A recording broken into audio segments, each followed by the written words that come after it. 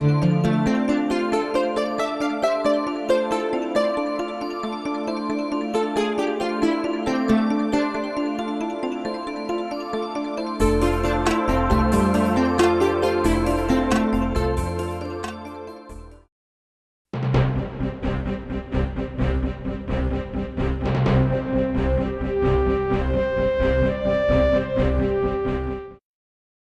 evening.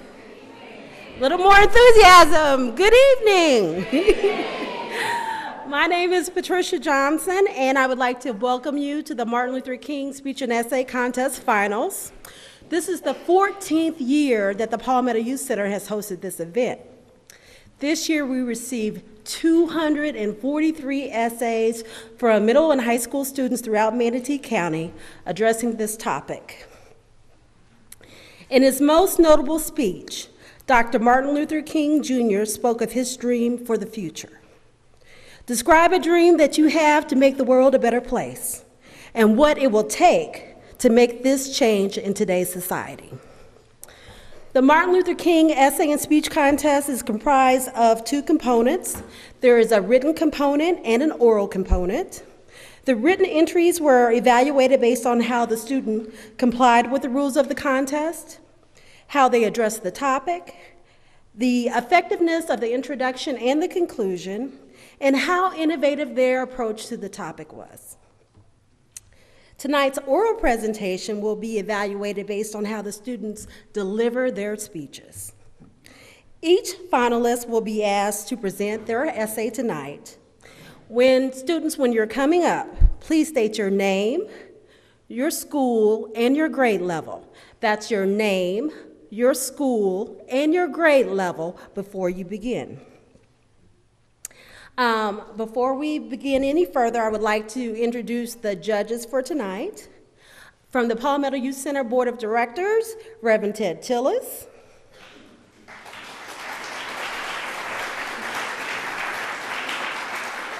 Lily Covington.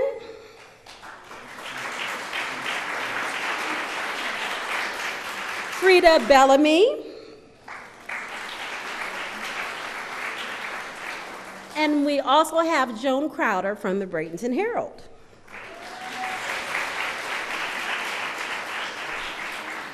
We will begin the contest with the middle school category, and then immediately following the middle school, we'll go into the high school category. There are 15 participants in the middle school category and 13 participants in the high school category. We're very lucky tonight to have METV filming this event for us, and there was a request that students, when you come up and you deliver your essay, please speak directly into the mic. So if you need to adjust it, please do that so that you're talking directly into the mic. So, we're getting ready to get started. We'll begin with number 1 in the middle school category.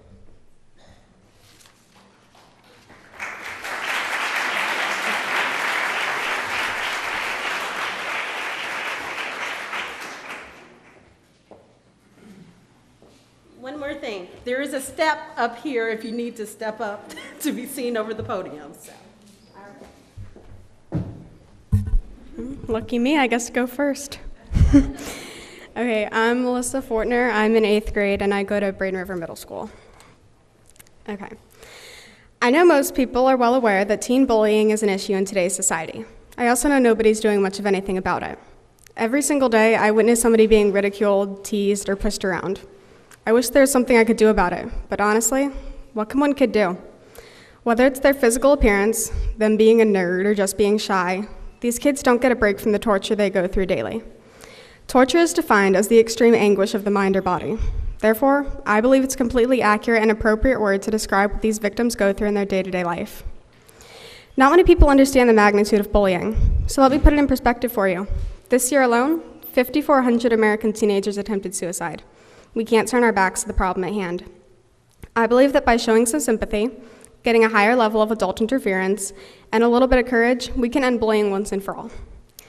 I think one of the reasons that kids inflict pain on others is because they were brought up without knowing what sympathy and empathy were. When I see somebody being harassed, I feel hurt. It's just my natural reaction. If everyone just showed a little more heart, I think that people would finally be able to understand that what you say can really hurt people. If you call out to somebody saying, you could lose a few pounds, or you're such a nerd, you don't know how much that can hurt them. You don't know if they'll develop an eating disorder, or if they'll cry themselves to sleep that night. Some people simply need to have more sympathy for others and be considerate. I know that we've all heard the "we will do everything we can to ensure bullying doesn't happen at this school" speech. But the reality is, if the school staff really did everything they could do, then it wouldn't be an issue. Some people think that it only happens in the halls or at lunch, but most bullying actually happens right under the teacher's nose in a classroom. I know this probably isn't what you expected or wanted to hear, but it's the truth. If teachers and administrators weren't so unaware and stepped up, we could actually have a chance at ending this. Have you ever stopped and wondered what goes on in the mind of someone who's been bullied? Because I can imagine them feeling worthless and experiencing a rapid decline in their self-confidence. These kids probably won't stand up for themselves, leaving us to do it for them. If every once in a while you have a boost of courage, use it to stick up for the kids who won't do it for themselves. You'd be like their knight in shining armor coming to their rescue. And to the kids who are being bullied, don't let yourself be a victim of it any longer. Talk to a trustworthy teacher. Don't tolerate being antagonized any longer. So today, instead of being the bane of someone's existence, put a smile on their face or make them laugh. Have some common courtesy and don't be the reason someone doesn't want to get out of bed in the morning. Have a bit of sympathy, get an adult's attention, and have a boost of courage so we can stop the oppression. It's a lot easier to make someone sad than it is to be a friend. Take the challenge.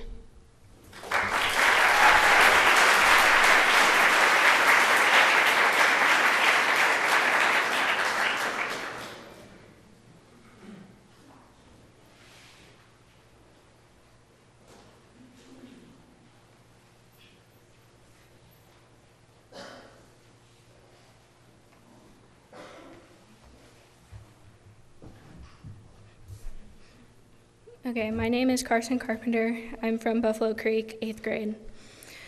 Dr. Martin Luther King is remembered for his historic "I Have a Dream" speech.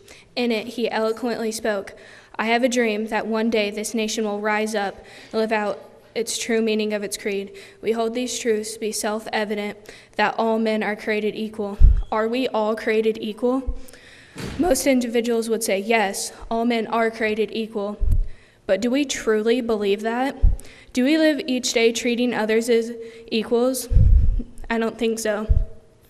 We see it on the news. I see it in my school. Individuals struggle with being judged for who they are, their race, their religion, even their gender, every single day. Why are individuals so judgmental? Feels like everything I do, everything I think is judged. Being judged as a teen makes me feel like I don't fit in. Most teens want to fit in with the rest of the crowd, but we shouldn't have to. We should feel free to stand out and express our unique and colorful personalities. When a person is unique or different, it doesn't give someone the right to judge them. As an individual, I am judged on the way I look. Judging affects me deep down inside. It makes me think about everything I do, worrying about whether I'll be laughed at, ignored, or mistreated. I should not have to compare myself to anyone. We are each different from everyone else for a reason. The world can only handle one of me. As a girl, I am judged for my capabilities and what I can accomplish. I'm considering going into the field of science, which is male-dominated.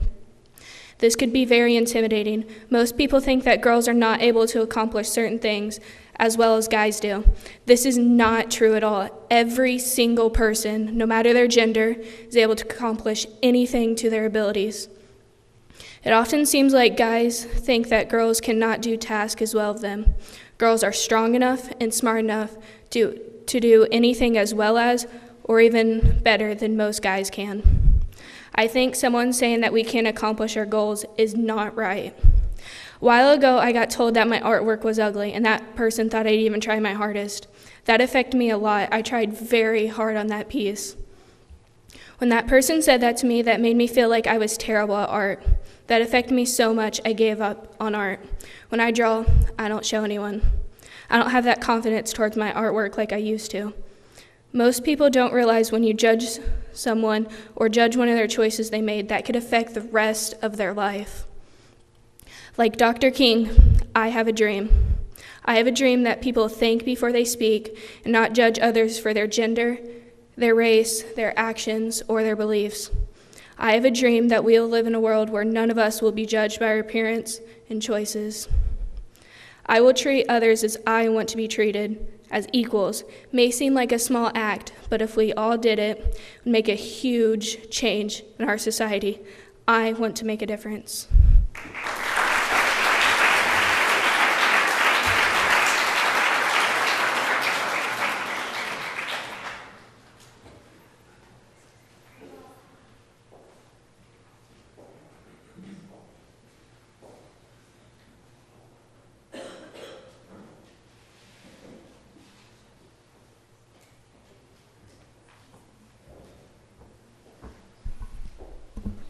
Hi, my name's Logan Kincannon. I'm in 8th grade, and I go to Lincoln Middle School. I have a dream today. Martin Luther King Jr. In his most notable speech, Martin Luther King Jr. spoke of his dream for the future. I also have that dream to make a world a better place and make a change in today's society. That dream is to help the homeless veterans. The fact that over 1.5 million veterans are at risk of becoming homeless or going hungry is a problem. With no support or job, these vets are left on the street. These are the people who watched our backs, and now they're homeless and no one is looking out for them. This needs to stop. These men and women have risked their lives to help the United States, and this is how we repay them? No. I say no more of this incomprehensible logic. I can't do much as a 13-year-old, but I do what I can. My mother and I always have homeless care packages in our car, so whenever we drive around and see a homeless vet, we can give them a care package. These care packages are filled with toothbrush, shampoo, body wash, non-perishable foods, and other various items. It's a small gesture, but it shows we care. When I'm in high school, I will volunteer at food banks and help feed the homeless. Organizations such as Feed Our Vets focus on doing just that. Their mission is to help vets, their spouses, and children whose circumstances have left them on the battlefield of hunger. In college, I will major in architecture to help supply new houses for veterans. I will try to think of ways to make homes very affordable. I will still be volunteering in food banks and other organizations to help homeless vets, of course. When I get a professional job as an architect, it will be my goal to team up with organizations like Homes for Our Troops and Building Homes for Heroes that provide housing for our cherished soldiers. I was inspired by a story I recently read about Major Robert Kilmartin, who suffers from combat-related traumatic brain injury and post-traumatic stress disorder. He was given a mortgage-free home in Riverview. This brave man and his family would have gone homeless and hungry if not for the efforts of Building Homes for Heroes. Over 300 supporters gathered at the Kilmartin's new home. There will also be a discount for veterans on all of the homes I design. I will also donate clothes and other various items to homeless veteran shelters. Whenever I see a homeless veteran on the street, I will stop them and thank them for their service to this country. In conclusion, in my opinion, homeless veterans is this country's biggest problem. I will help the homeless vets by handing out homeless care packages, volunteering at food banks, donating to the homeless, and employing homeless veterans. America, home of the brave, home of the free, because of the brave. It is my dream that one day all of our brave will have a place to call home.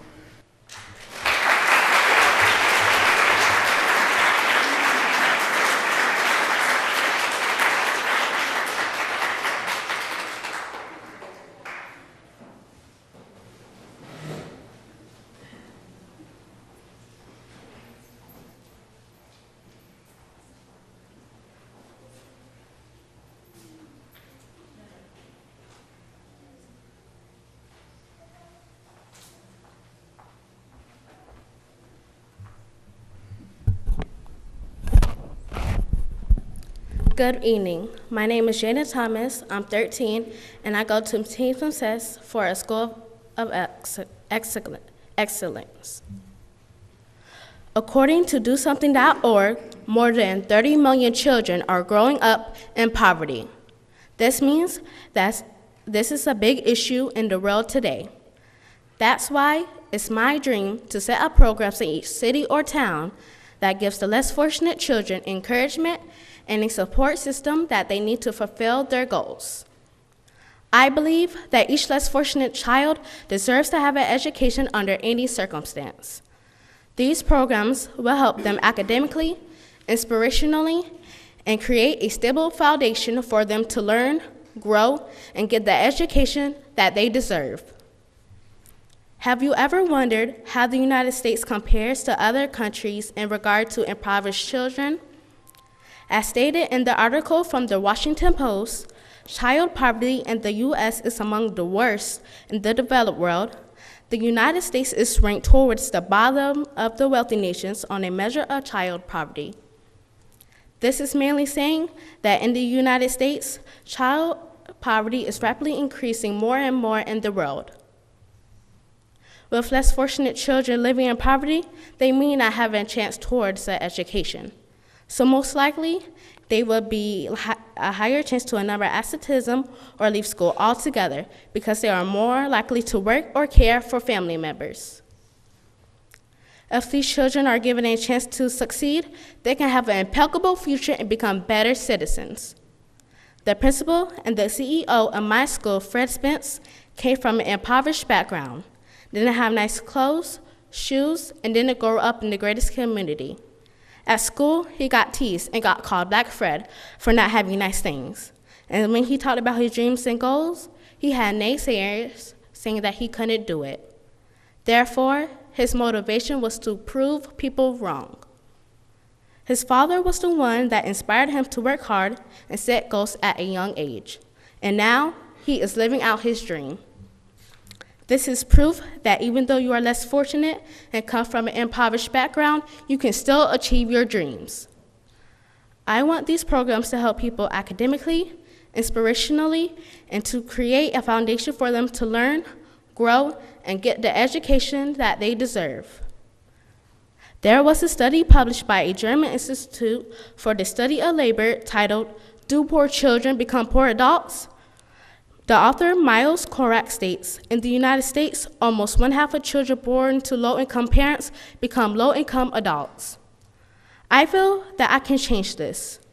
I go to a Title I charter school, and a lot of less fortunate children go there with me. However, Mr. Fred Spence creates an environment where we can go to school and get an education. Students receive 2 free meals a day, and if they don't have food for the weekends, the school provides them a bag of food to take home. It would seem that I am already in the type of environment where people care if I succeed or fail. I want to branch that out to children and give them what I'm experiencing right now. What I will be doing to impact these children's lives is that somebody cares, that they don't have to become low-income adults, that they can succeed and soar. And no, just because you live through this today, it can change tomorrow. To sum it up, my dream is to set up programs in each city or town that gives the less fortunate children encouragement and a support system that they need to fulfill their goals. By doing this, it could be like a mentoring program, where they can come and be in an environment where they can forget about unimportant issues and focus on the reality of their education. What we do to the children now will affect the philosophy of our government in the future generation.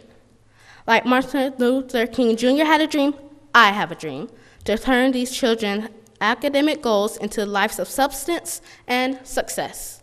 Thank you.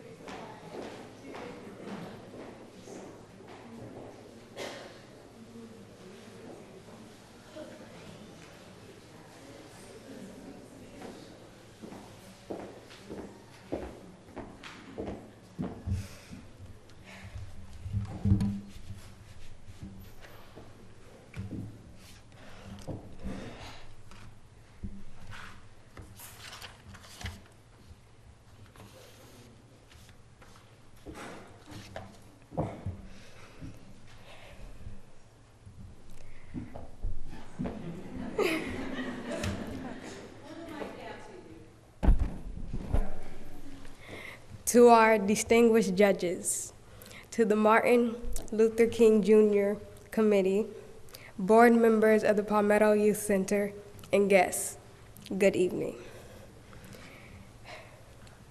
My name is Beth Jean, and I'm a 7th grader at Harley Middle School. A world without judgment. I grew up being judged. I was judged because I was quiet and didn't talk.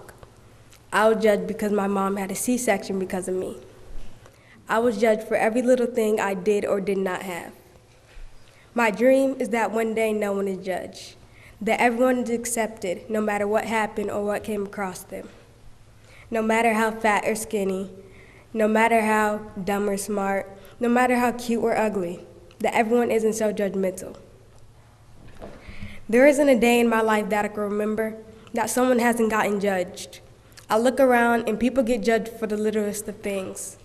To wake up one morning not having to worry about your hair or what makeup you should put on or how you look just because you're afraid of being judged, wouldn't that be a dream come true? You don't want to have to cut yourself because what someone thought. You're better than that. You don't want to have to cry yourself to sleep because what someone said. You're stronger than that. Before you judge someone, walk in their shoes for once. There's not a day where I don't wish to wake up and this dream come true, but there's something we could do about it. Judgment. Think about what it causes. Suicide, worries, heartaches, headaches. Stopping judgment would make the world a better place because everyone who ever been judged could be themselves for once, that they don't have to suck up to look skinny or stop eating to lose a couple of pounds. Why can't I be a normal person and have no effect on words and disregard things? Because you're only human. You have a heart and feelings, don't you? Some people say the possibilities of someone not judging another is like the possibilities of buying a Christmas tree in March. But could these possibilities possibly change? Yes, they can. They can if we just try. What it'll take is what you guys may be wondering. In order for my dream to come true, I need to put effort to my best ability. Confidence to where I'm so confident I'm no longer a coward. Heart so much that it touches others. Last, your actions, your support, to help me reach out to those people who judge no one without knowing it. MLK, Dr. Martin Luther King did it with words, but will our words have any effect? Many speeches have been said about judging, and many have touched the hearts of people and changed them, but they only reach so far. They can't change the people I've already hurt. My teacher once told me, a scar that is physical will heal, but a scar with the words will stay in your heart forever. A great leader once said, I have a dream that my 4 little children will not be judged on the color of their skin, but the content of their character. Can we live up to this dream, or can we just pretend we didn't hear it? Many people have a dream that later becomes a fantasy. Many people have a story that later becomes a fairy tale. But Martin Luther King had a dream so big it became history. A story so huge it became a book, and a mind so set that it did what most people couldn't, cause a change.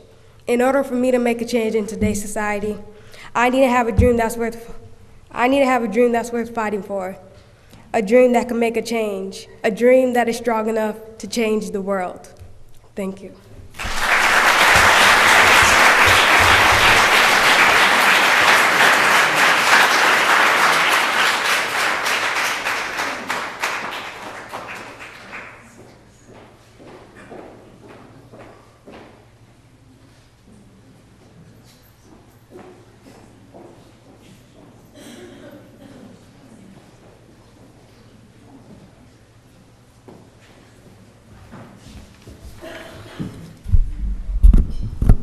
Good evening. My name is Brandongadakin. I'm in the 7th grade, and I go to Brain River Middle School. The title of my speech is The World Would Be a Better Place Without Racism. Racism is the belief that one's race is superior to another. Racism often leads to the mistreatment of some member of a race. It is frowned upon in today's society in America. Many believe it is wrong.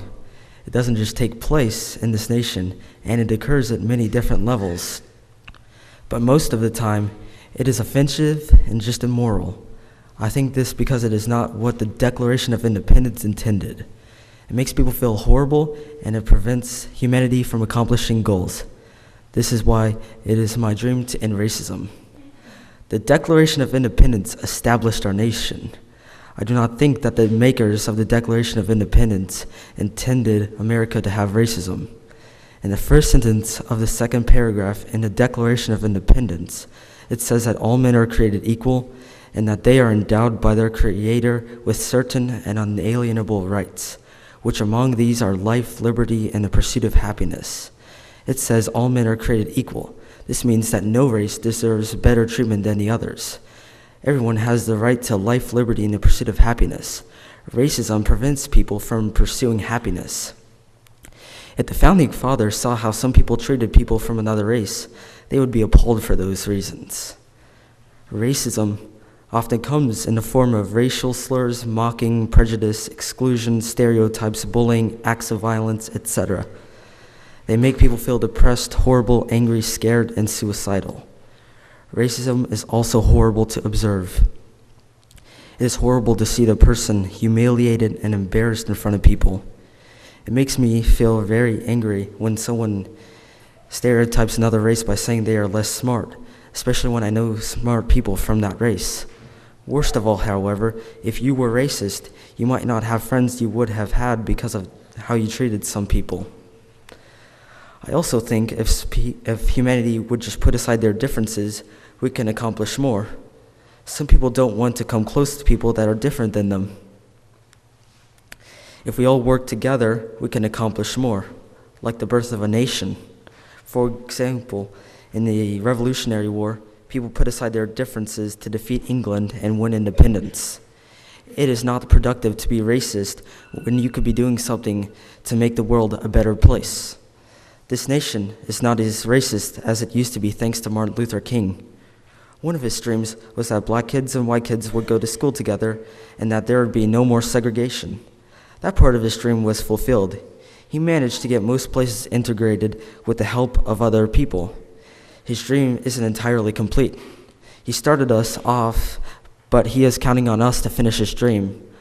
I also have a dream to help complete his dream.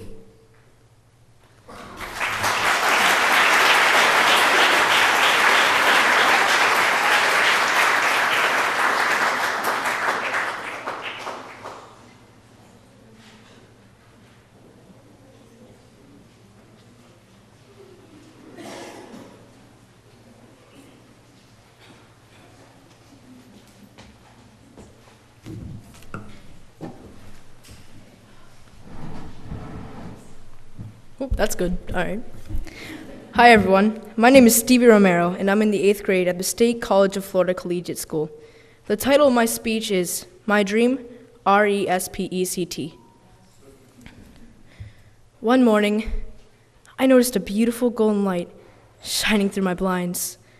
I peered out the window to see the most beautiful blue sky filled with fluffy white clouds. The warmth of the sun on my face made me smile. I saw my friends playing and laughing in the street. People were sipping on coffee, walking their dogs, shaking hands with their neighbors, and laughing and talking. There were no worries in the world. The start of the morning was typical. Everyone cheerful and waving and smiling at each other. People were going to work, doing the best job possible, no matter what it was. Doctors would make their patients more comfortable and do their best to heal the sick. Teachers greeted their students, and the students were enthusiastic to do their studies and become good citizens. There was a sweet smell of success everywhere. Life on the planet was peaceful, happy, and most of all, respectful. The world had become a place where people respected one another. Respect is the amazing ability to acknowledge and befriend people for who they are, not where they call home, what religion they practice, or what color they are. With respect, people are helpful toward each other, sympathetic toward each other, happy for each other, and have intelligence towards each other. People became conscious of other people's needs, concerns, desires, and lifestyles. There was not fighting amongst countries because of religion, government, or resources. Live and let live, as long as you are within the limits of the law. That was the motto of all communities. The homeless were fed and housed and encouraged to get back into society. The sick were made comfortable and cared for. The elderly were admired for their wonderful stories of the past. The lonely could go somewhere to feel welcome, needed, and valued. Animals were treated admirably like citizens. Why? Respect. Anyone capable to work had help finding a job. People worked to the best of their ability. This helped make them feel valuable, admired, and respected in society. This allowed them to take control of their destinies. Only the mentally challenged or the very old or sick didn't work. However, individuals in these categories were very useful in small tasks. They read to young children or helped in the soup kitchens to feed the hungry. This made them feel valuable. Hunger, hatred, and poverty were at an all-time low. What a wonderful, peaceful world. But all at once, something changed. I opened my eyes, still lying in bed. There was something different. But what?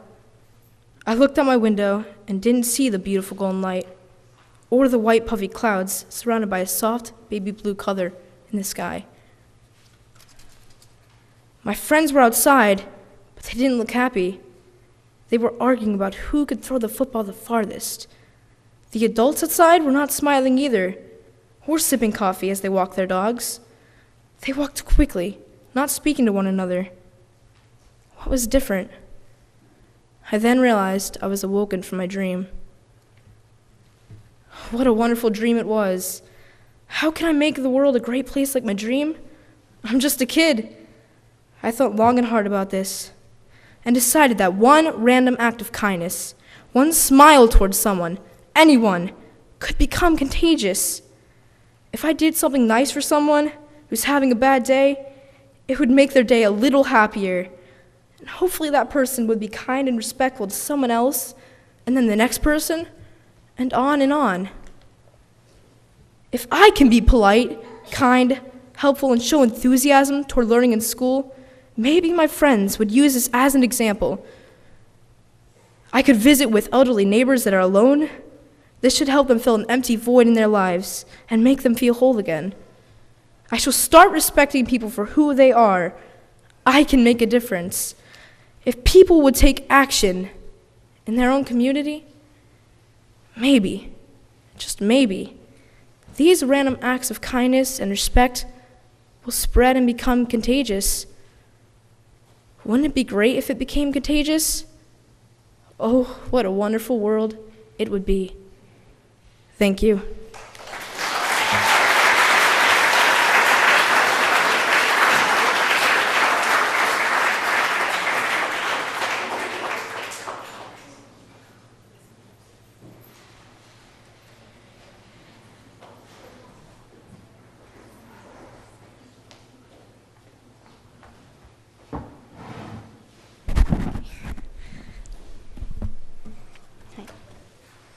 Hello.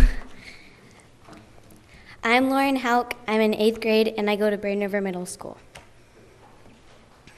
There are many flaws in our society. If I had to choose just one that can make our world a better place, it would be to take better care of our environment. I mean, if we don't start treating our world better, there won't be a world to take care of. Trash, increase of gases, and human overpopulation aren't good for the earth, you know. In my house, we recycle all plastics, glasses, and cardboards. It's not like everybody's busy every second of every day, and we don't have time to walk to a recycle bin and recycle some stuff.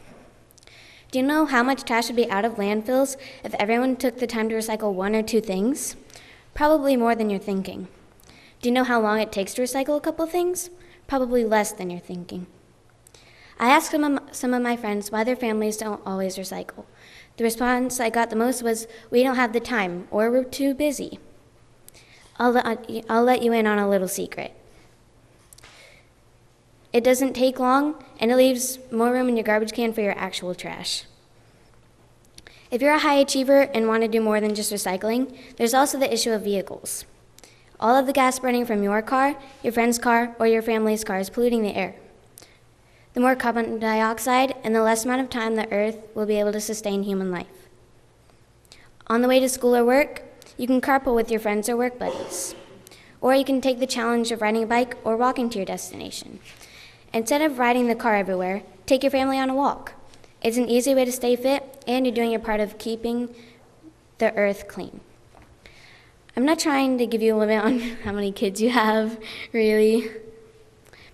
But I mean, in reality, you don't really need more than like 5 kids. I mean, 19 kids and counting, really. If you're really rich, then maybe you could take care of like 6 kids. But otherwise, good luck. It's not just about taking care of them, it's also the impact they have on the environment. The more kids, the more trash, the more space needed for housing, more cars, and less resources. Think about it. If every married couple had at least 6 kids, think about how much trash that would be from 6 more meals, 6 more houses when they grow up, 6 more kids who need beds, clothes, air. You probably think I'm against having kids. I'm not. I'm just saying that human overpopulation doesn't mean the more the merrier. You must be pretty happy knowing that you can do your part of making the world a better place without doing a lot of work. Instead of throwing away plastics, glasses, or cardboards, you can recycle them. Or you could get a workout and ride a bike or walk to your destination. Maybe you know someone who lives by you and you can carpool with them to school or work. And keep in mind that 19 kids and counting is not a good influence for you or your kids. I have a dream, Martin Luther King Jr. once said, and my dream is to make my world a better place. Thank you.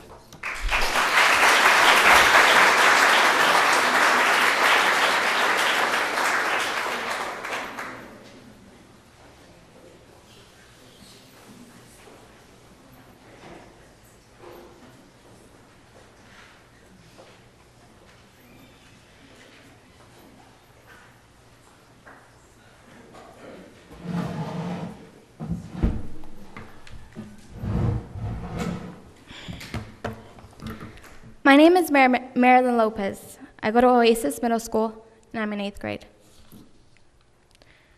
Working, dreaming, and fighting out of poverty.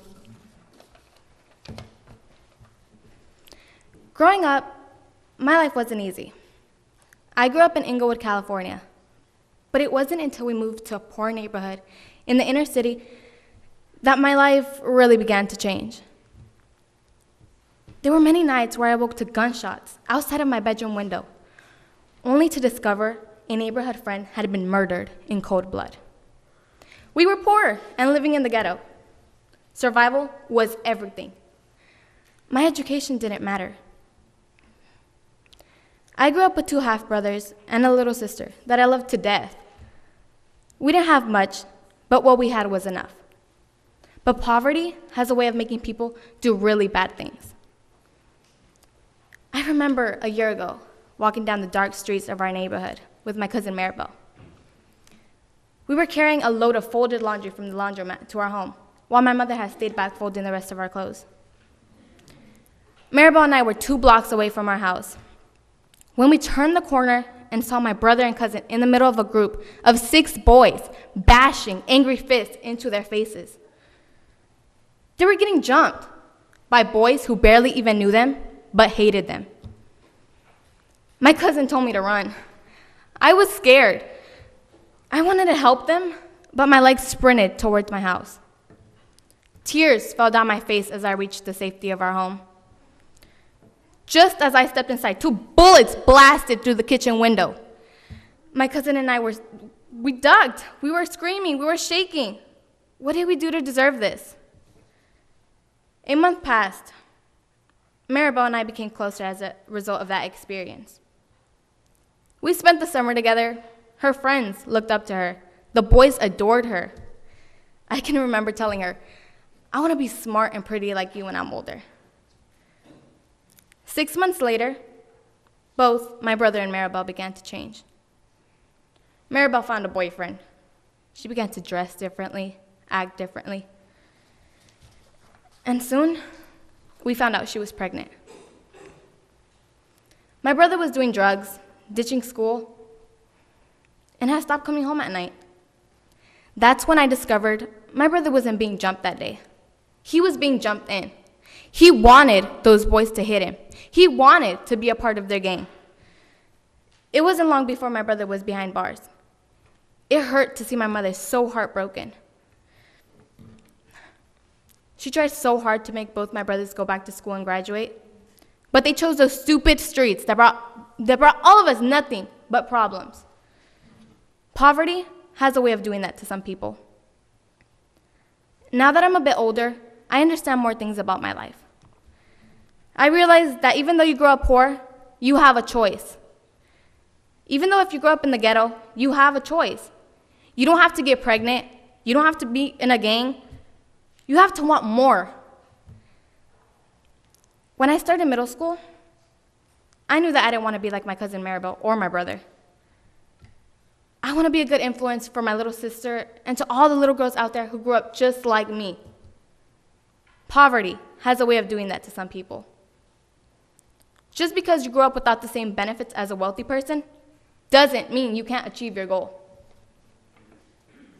It just means you have to work smarter, dream higher, and work harder for what you want. I don't want to be 16 and pregnant. I don't want to be in a gang or doing drugs. I want to change the mindsets of those younger than me. I want to tell them my story and how I realized my life was worth more. Children just have to set their minds to it. They have to find that one person that is there for them, but they also have to be that one person that is there for someone else. That's who I'm trying to be. In a world where everyone is looking out for themselves, I want to be the type of person that little girls look up to and say, remember that little girl that grew up dirty and poor? She's a lawyer now, and she's helping others out. That's what I want. That's my dream.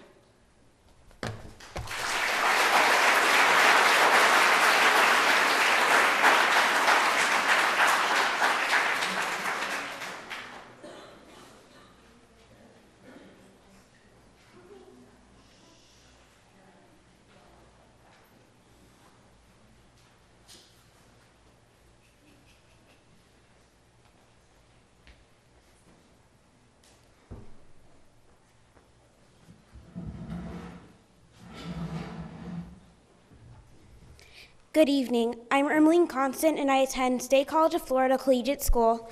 I'm in 7th grade, and I have a dream that my 4 little children will one day live in a nation where they will not be judged by the color of their skin, but by the content of their character. These are a few of the many words that Dr. Martin Luther King Jr. said in his very famous I Have a Dream speech on January 28th, 1963. This was many years ago, and today, like Dr. King, I have a dream. This dream is to see Dr. King's dream become a reality. My dream is that everyone will be treated equally regardless of gender, age, religion, or race. We have come a long way since Dr. King made his famous speech when it comes to giving people equal opportunities, regardless what they look like. Today, our nation is governed by a man who, in the past, would be considered inferior because of the color of his skin. Thank you, Dr. King.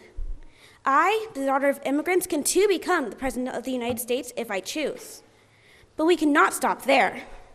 We need to continue the fight that Dr. King started. Our president is not being treated equal to the other presidents that preceded him. His decisions, whether in the scope of his power, are being questioned and second-guessed. I bet you know more than I do that all presidents have the right to take executive actions, and many presidents have done so many times. But when a president who is African American takes executive actions, he is being told that he overstepped his boundaries. Why is his executive action different from previous presidents, especially when he has done it fewer times? Do you want to know what I think? I'll let you guess. This is a fight that we as a nation need to continue and win. Everyone needs to have the same opportunities regardless what they look like. Here is another example of different treatment based on appearance. When I look around schools, I try to observe students' behaviors. I notice that students are disciplined differently based on the color of their skin or their gender. In 2014, the U.S. Department of Civil Rights conducted a survey from all the public schools in the country. According to the data, it reveals troubling racial disparity. It says that black students are suspended at 3 times the rate of white students. Even as early as preschool, African American boys face harsher consequences than others. That puts them at risk of dropping out of school, repeating a grade, or graduating late. I did not need to read a fancy survey to make the same conclusion. As I look around, I see kids given chances for the same offenses that others are punished for. Now, what can I do? I believe calling attention to the situation can be a start in the right direction.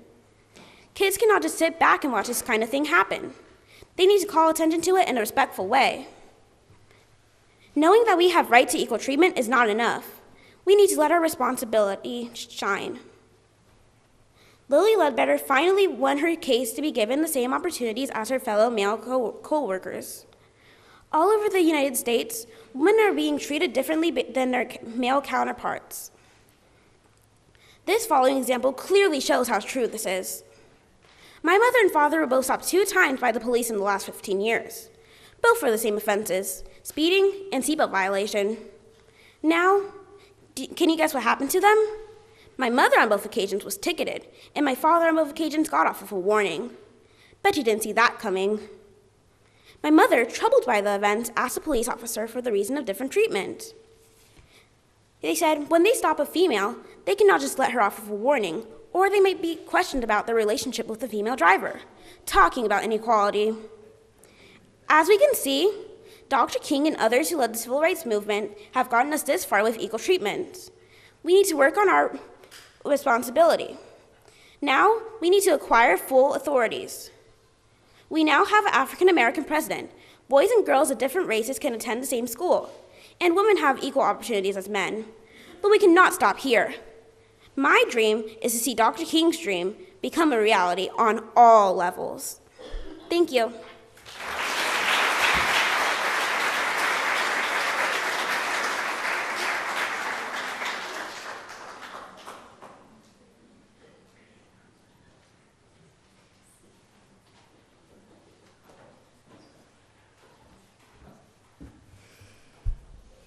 Good evening, everyone. My name is James Muratore. I'm 12 years old and I go to Braden River Middle School. What do you really want most this year? Is it food, clean water, or a gift that is bought in a store? You probably think it's normal to eat 3 times a day, with a snack here and there. How would it feel not going with food for days, maybe even a week? Now tell me, what color is the water when you drink it? Do you have to boil your water to prevent disease, or do you just go to the store and buy some? Millions of men, women, and children suffer from poverty all over the world. Many people who live in African countries like Mali, Sudan, and Malawi live in poverty with harsh living conditions and barely enough food and water to sustain their people. It is true that our countries give these people supplies, but a lot of it is stolen by bandits and soldiers. We are fortunate that we eat about 3 times a day.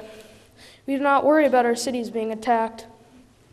The African population is increasing rapidly, making it even harder to feed. A way to prevent hunger and poverty is to donate to charity. This includes food, clothing, and water. The lucky majority of Americans are able to provide for their families using their salary or even minimum wage.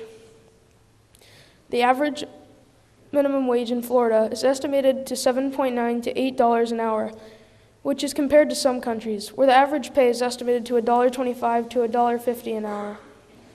How do we solve this problem? Donating money always helps, but what if the problem wasn't resolved? How do you help areas like East Asia, South America, and Africa, countries that have scarce things to export? If we are capable of planting and distributing more crops and exports around the globe, then many countries would be benefited.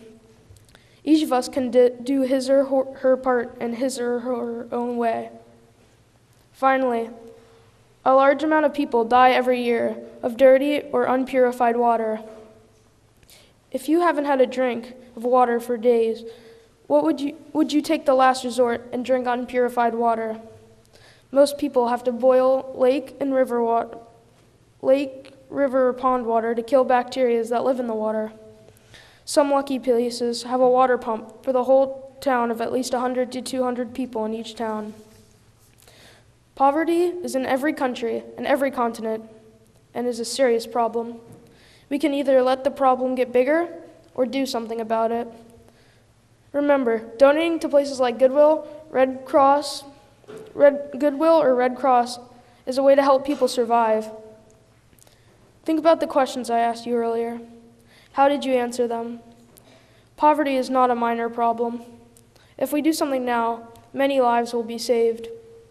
When you see the commercials on TV about the people who suffer, those people are not actors, and the towns you see are not props. Now think about people.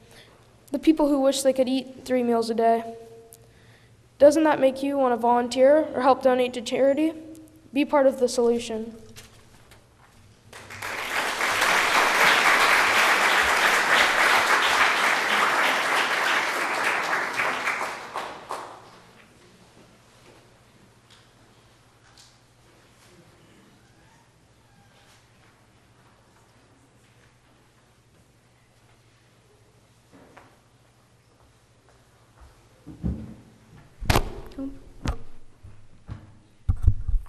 Hello, I'm Haley Knight from Hale Middle School, and I'm in 8th grade. Dr. Martin Luther King Jr. once said, "I have a dream that one day, down in Alabama, with its vicious racist, with its governor having his lips dripping with the words of interposition and nullification, that one day, right down in Alabama, little black boys and black girls will be able to join hands with little white boys and white girls as sisters and brothers." I, too, have a dream. In 1920, American women won the right to vote, but they did not attain legal equality with men in other areas. Since 1920, women have won many other rights, but some people argue today that women have not yet achieved equality. Washington Post writes, "We're suffering under the mass delusion that women in America have achieved equality, and why not? It's a feel-good illusion. We cry with Oprah and laugh with Tina Fey. We work and take care of our children. We watch our former Secretary of State, Hillary Clinton, and our former United Nations ambassador, Susan Rice, and sigh with relief, believing we've come so far, but we're basking in a girl power moment that does not exist. It's a mirage of equality that we've been duped into believing is the real thing. I have a dream that one day, men and women will truly be equal." In 2013, full-time female workers made only 78 cents for every dollar earned by men, a gender wage gap of 22%. Women, on average, earn less than men in virtually every single occupation, for which there is sufficient earnings data for both men and women to calculate an earnings ratio.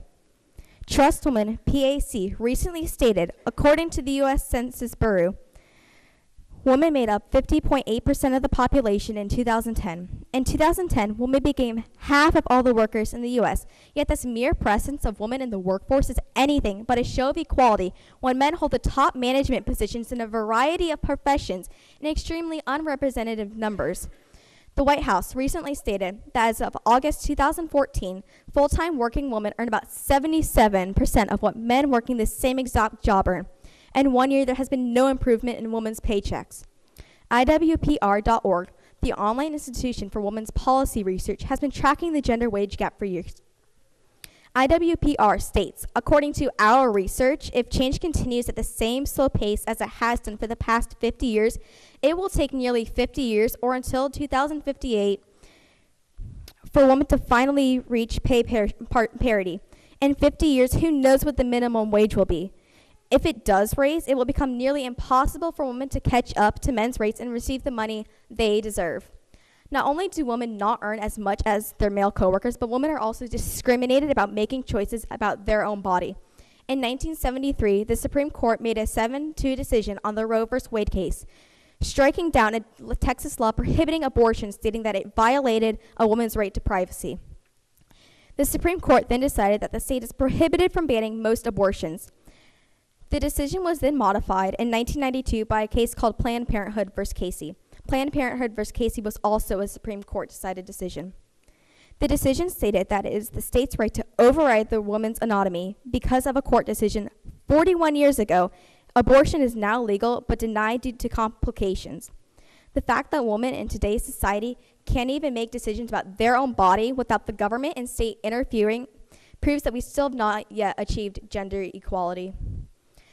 Dr. Martin Luther King Jr. had a dream that one day blacks and whites would be equal. I have a dream that one day, together as a country, we can truly eradicate gender inequality for good.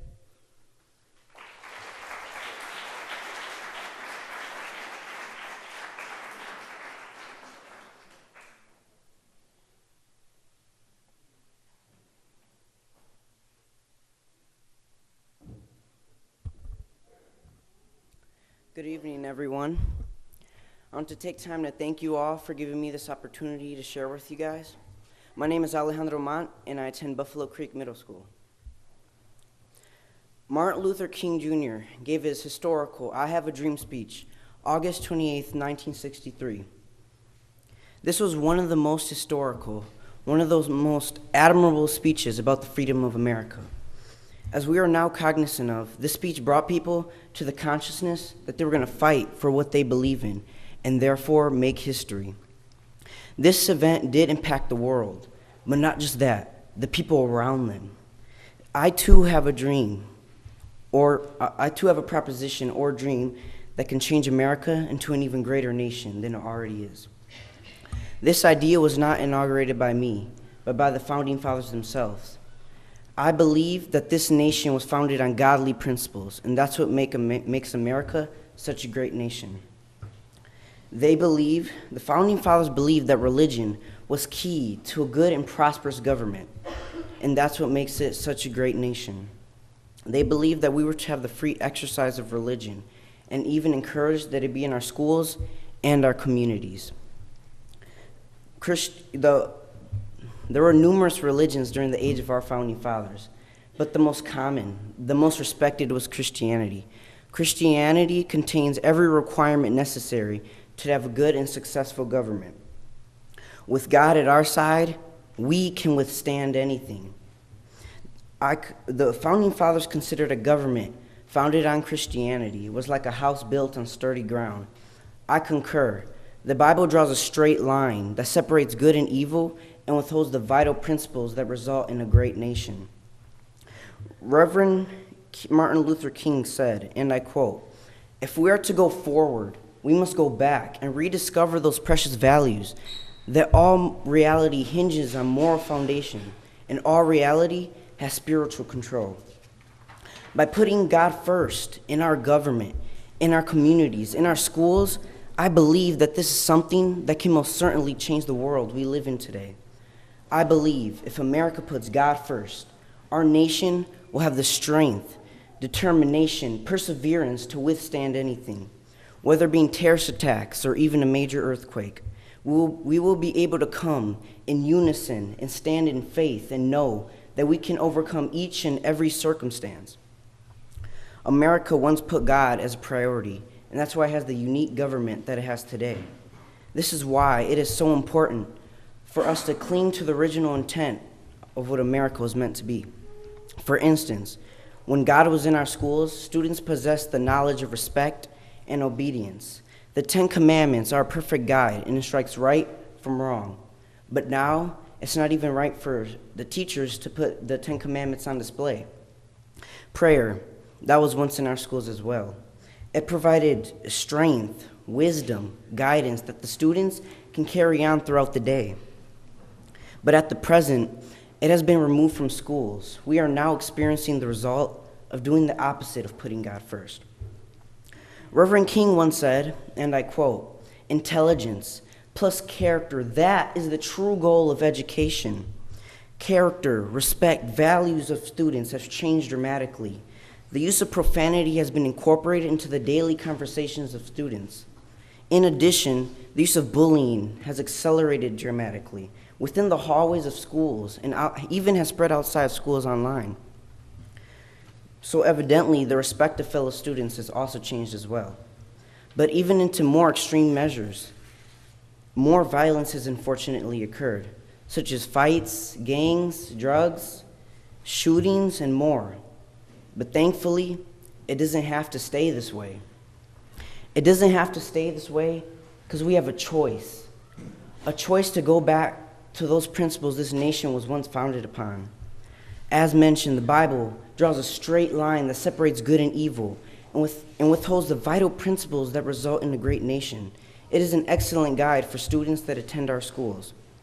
Students can become more and more disciplined. They can have higher values, and there can be less violence. But in order for this to occur, we must put God first. We must bring God back into the picture. Like Martin Luther King Jr., I too have a dream.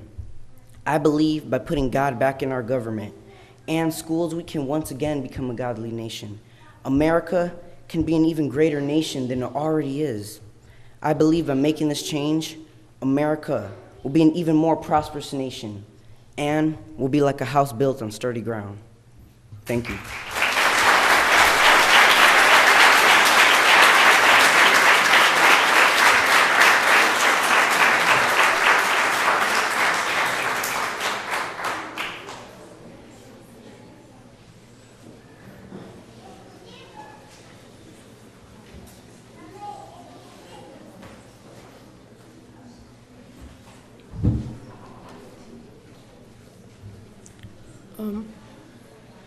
My name is Alexis Curlo, and I'm 12 years old in the 6th grade, and I attend at Nolan Middle School. The I Have a Dream speech changed lives. It gave others many opportunities. And my dream is to not be judged by how we look like, but by our character. Someone could be the most beautiful person around, but could be the most ugly inside. One could be the least attractive person and be the nicest person around. Beauty can change the way people act around others. We could change the way we think about judging people by looking at what's on the inside and not just the outside. The distraction of beauty can hide the monster inside. We as humans are attracted to beauty, but we can't see the ugly behind it.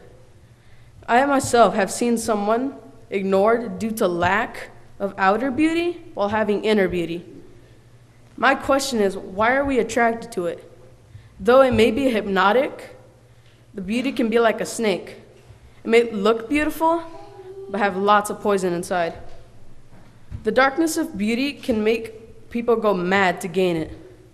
There are people out there who are willing to sacrifice everything to gain outer beauty. They are the ones who can be most dangerous. They are the people who will drag you into the madness, but you could have just grown into wanting beauty as a goal, not as a need.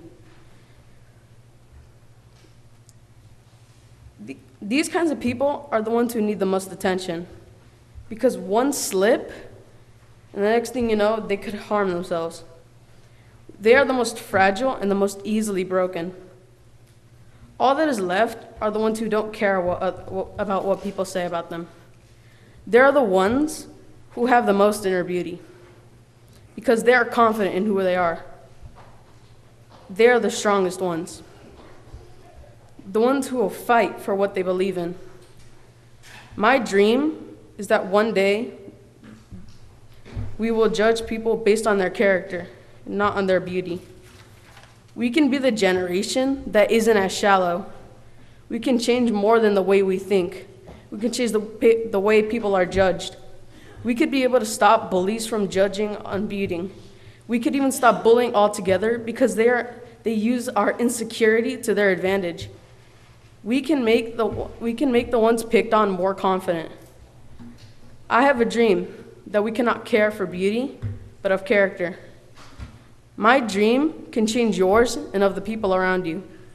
I want children to know the danger behind beauty. And the ones who have already learned this should teach others. Beauty can be the reason why most people are broken inside, because of the impossible goal. The beauty they want is not the right beauty. The beauty they should want is in their attributes, characteristics, as in kindness or integrity, The goal of beauty is an unwise choice because we are all beautiful in God's eyes. This may seem corny, but it's the truth. We are all one of a kind, which makes us beautiful. But most of us can't see that or choose not to see that. All we see are our flaws, not our beauty. We're all beautiful. We should choose to see it.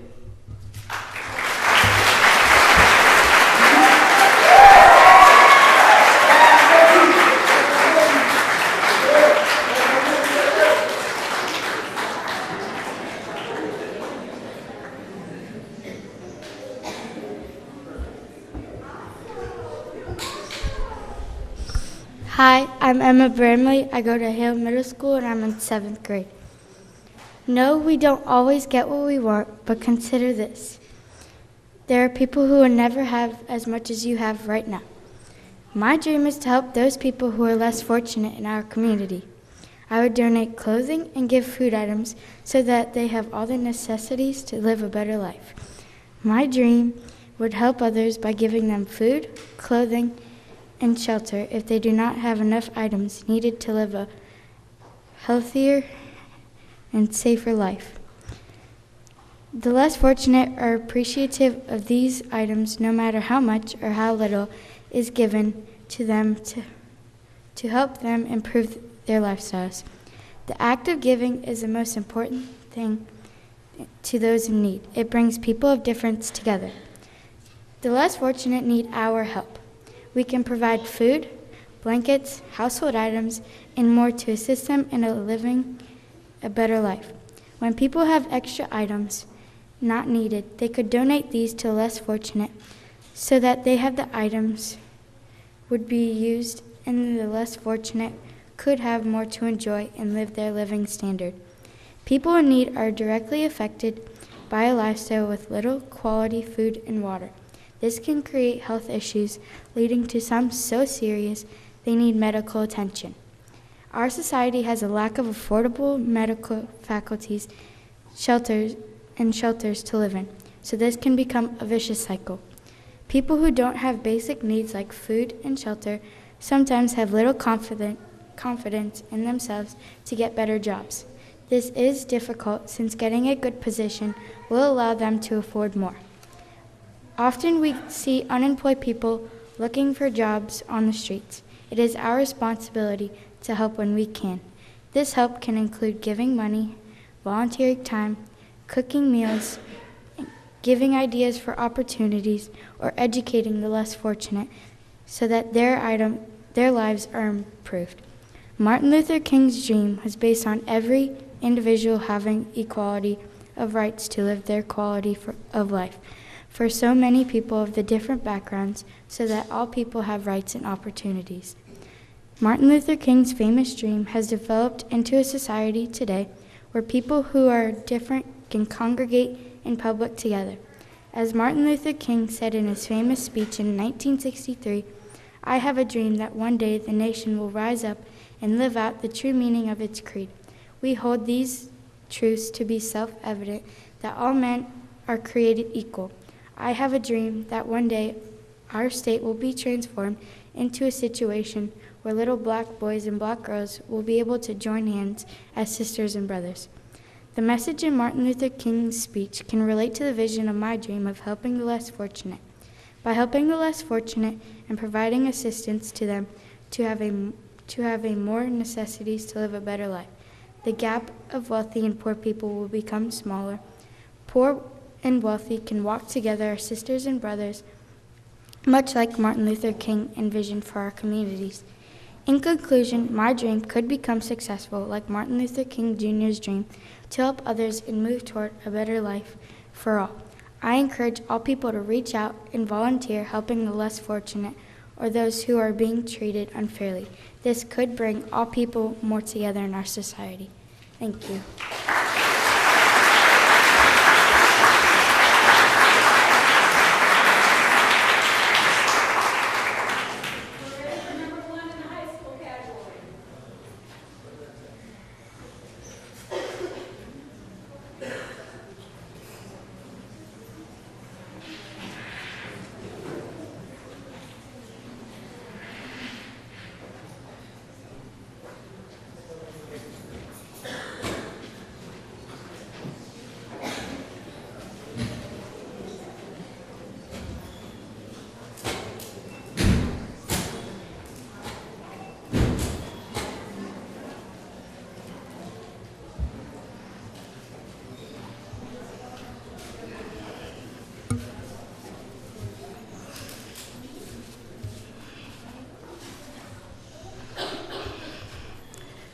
Good evening. My name is Yudeline Diodoni, and I'm a 10th grade student at Palmetto High School. Change for the better. Have you ever imagined our world as a utopian society? That would be the most perfect problem-free world ever. I wish our world was a utopia. When I hear stories from the news about wars, murders, and other problems facing our world right now, it just makes me want to do something about it. I have many dreams to change the world for the better. My peers and I have the opportunity to speak out for what's wrong and do something about it, since we are the future of tomorrow. The dream I have to make the world a better place is to go to every undeveloped country around the world and teach them how to become a developed nation. I want poor countries like Haiti, India, and countries in Africa to be a well-developed nation like the United States. Undeveloped countries lack educational systems equally for both males and females, genders, healthy sanitation conditions, and food and water. Most of these poor countries need us to help them become a strong nation, and turning an undeveloped country into a developed country takes time, but it's worth it. There are many steps to go through to achieve my dream. First of all, teaching instead of giving is a correct way to start a change. Give a man a fish, you feed him for a day. Teach a man how to fish, you feed him for a lifetime. This is one of my favorite quotes, which means that it's more worthwhile to teach someone to do something than to do it for them. Teaching and learning go a long way, and it's very important for me to educate someone instead of doing it for them. I want my dream to help and also teach people in undeveloped countries to make this change happen. Well-educated people from developed nations, whether it's students at universities or the elderly, can travel to undeveloped nations and teach them something that is necessary to do in order to survive, like hunting, fishing, getting food, and to teach them hobbies like playing sports, playing an instrument, or sewing to make clothing. Sanitation is also a huge problem to these countries. The part we need to do is to provide toilets, sinks, and tubs to these countries and teach them how to clean and maintain the water supply and sewage systems. Also, to provide everybody with a water bottle with filters so we know they can drink the water knowing it's not going to make them ill. People from developed nations can teach adults to become teachers, teach them the academic basics so they can pass this knowledge on to the young folks in their country. The more teachers in the country, the more students can afford to go to school and have a place to sit and learn. Education should be the #1 priority to a young person like me. If a young person like me wants to get an education, they have a right to receive it. In conclusion, the fulfillment of this dream will definitely change the world for the better. Just imagine all the countries, undeveloped countries in the world. Wouldn't it be amazing if everybody was receiving education, proper sanitation, and enough food and water? Right now, I'm starting that change, and hopefully in the future, it comes true. Thank you.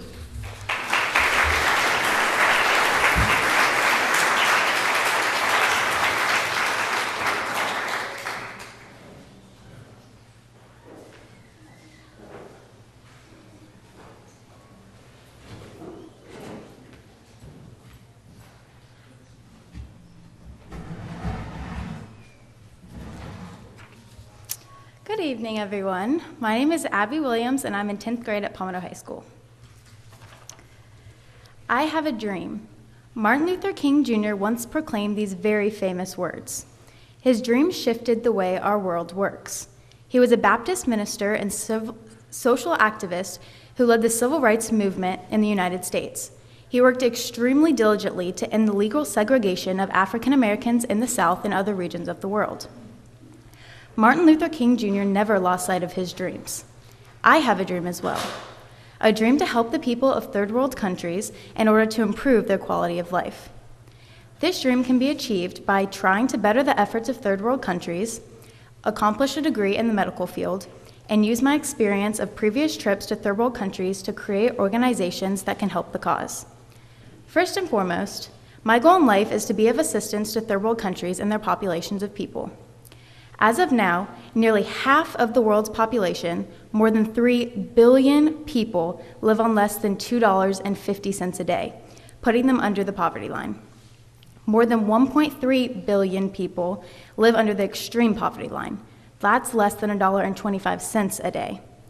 These statistics are most definitely staggering.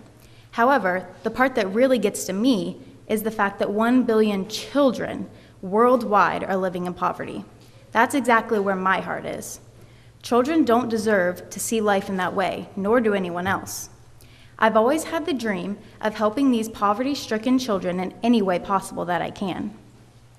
Whether that be sending supplies and care packages or traveling to countries that contain these populations of less fortunate people. Something has to be done for these children, and I intend to be their helping hand. Furthermore, my dreams include me obtaining a degree in medical studies. Ever since I was little, I've aspired to be a pediatrician. As I mentioned before, children hold a special place in my heart. I've many times before volunteered at vacation Bible schools in my local church community, not to mention I have 3 little ones running around my own house. The way those little boys and girls smile and giggle makes me never want to see them cry. But in reality, the sad truth is there's so many with tears in their eyes because every day they have no food in their empty, growling bellies. My dream is to educate myself further to ensure that I can help as many people that live in hardship as possible. In addition, I plan to use my previous experiences of mission trips with my church community to assist in creations of organizations in third world countries. In the past 2 years, I've made several trips to Guatemala. I've always aspired to move there one day. The days that I spent in Guatemala were single-handedly the most amazing and eye-opening days of my life. I got the opportunity to join children in a malnutrition center. Those children instantly stole my heart. They had so little, yet they smiled so much, and that was extremely humbling. They made me want to come back, possibly longer than just a week-long mission trip. I want to be able to build stable lives for those children and other children like them. I want them to be healthy and never have to be afraid of not having enough food to fill their bellies. One day, I want these third world countries to have a drastic improvement in life, and I want to help make this a possibility. In conclusion, my dreams may seem large, but they aren't impossible. The same thing went for Martin Luther King Jr. Although he was laughed at and ridiculed, he pursued his dreams and didn't stop until he saw them become a reality. This is what I plan to do with my dreams as well. Dreams to better the efforts of third world countries, get a degree in pediatrics, and use previous experiences of trips to these needy countries to establish organizations to help. I won't stop until I can help these people in these countries and until they have a better quality of life. Thank you.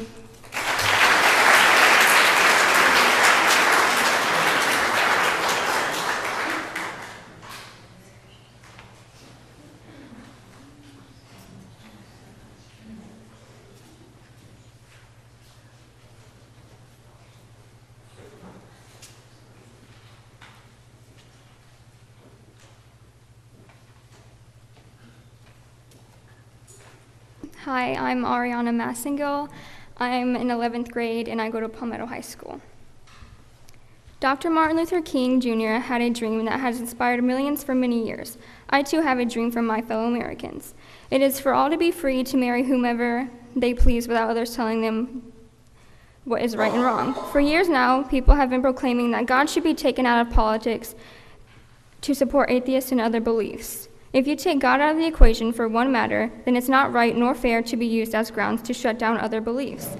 Believing or not believing in God is a person's own belief, and I would never say to another what they believe is wrong. That is their choice and their freedom. This is why my dream is not only for the same-sex for same-sex marriages, but for 100% equality for all, not only for some. In America, people always claim that this is a land of the free and everyone has rights, but does everyone really have the same rights? The problem is that the United States as a whole does not decide on laws. It's done state by state. Equality has come a long way over the years, especially recently. 35 states now have the same-sex marriages. However, 15 states out of the 50 states have banned gay marriage, and Florida is one of the 15 states. In order for my dream to come true and make the United States actually the land of the free, where everyone has equal rights, 15 more states need to be on board with the same-sex marriage. There is progress towards the dream of the 15 states that have banned. 7 of them are still pending appeals, which means there is hope. Equality cannot just be on the shoulders of politicians and the judicial system. It has to start in each and every one of us in order for my dream of equality to come true. I mean, how is the United States of America the land of the free when people cannot even do something as simple as get married to the person of their choosing? In general, people cannot look at the LGBT, lesbian, gay, bisexual, and transgender community as equals.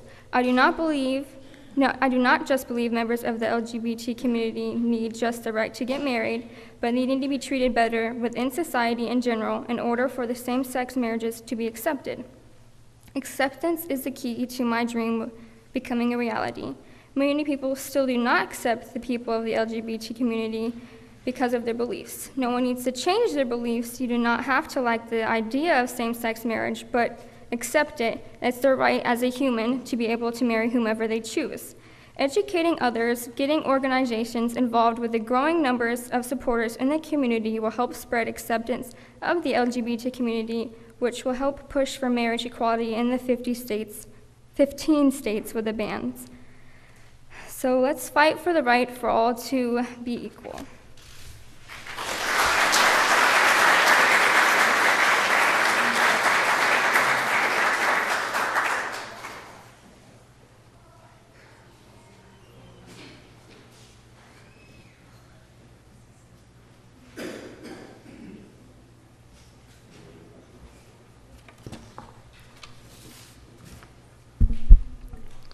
Hello, my name is Hannah Monholland, and I am a 10th grader attending Palmetto High School. As time passes by, everything changes but human ignorance. Every year is another step forward in a never-ending race. As we progress, we strive to improve life for all people with advances in technology and medicine.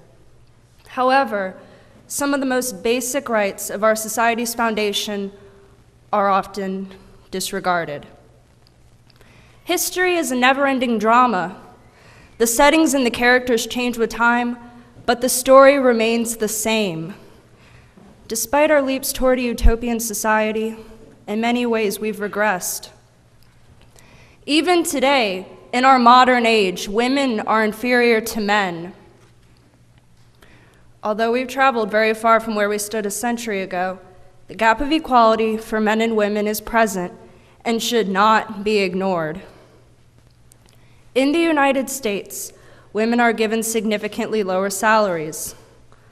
On average, a woman earns 78 cents for every dollar made by a man. This is a 22% gap. Even as women excel in the workforce, they are robbed of better opportunities. Across the nation, 23 of the 500 largest corporations have a woman as the chief executive officer, and fewer small entrepreneurial businesses are owned by women. Women also have a weaker voice in politics. Globally, 7 of the 150 heads of state and only 11 of the 192 heads of government are women.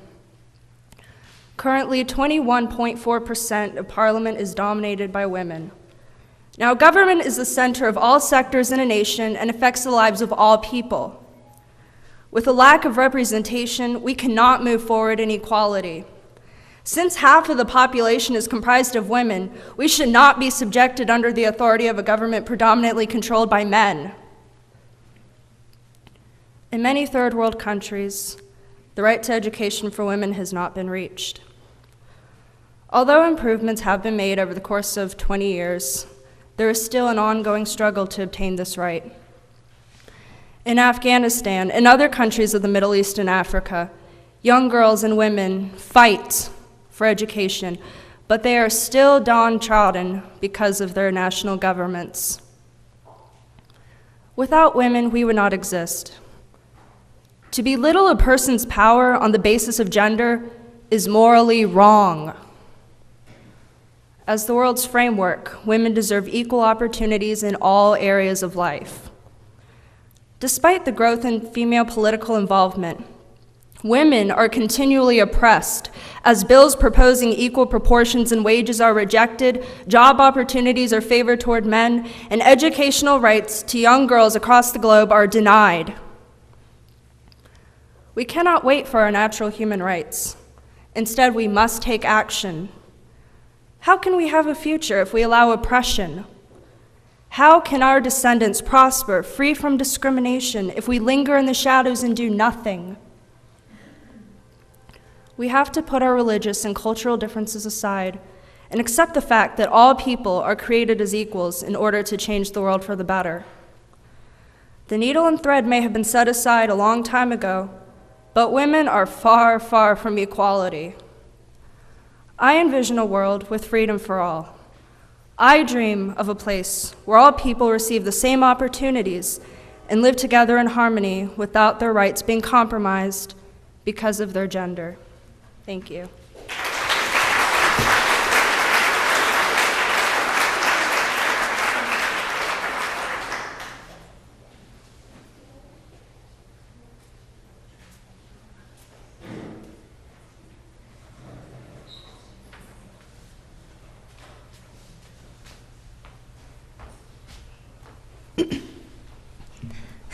Hello, my name is Madison Strader, and I'm a freshman at Lakewood Ranch High School.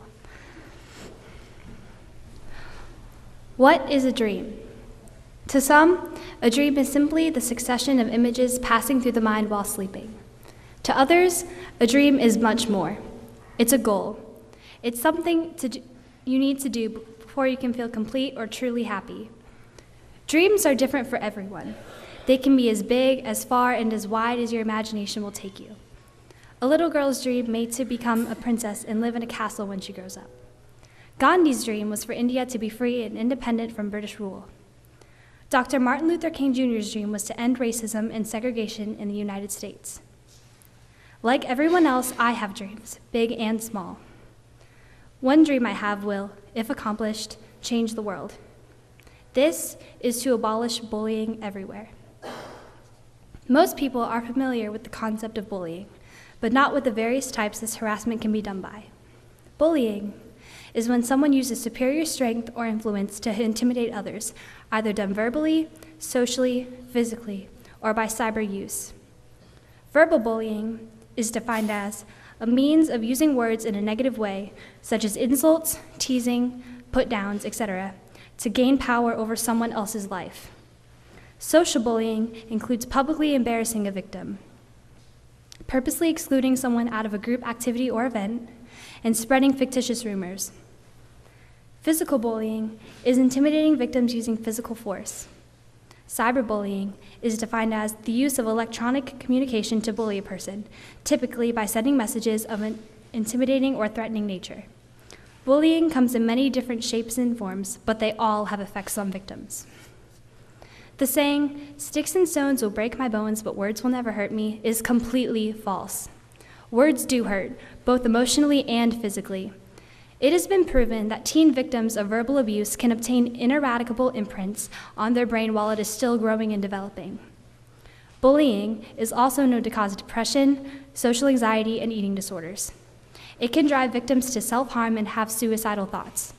When someone claims they're being bullied, remember that even if the harassment is not physical, it does affect their health and can possibly end their life.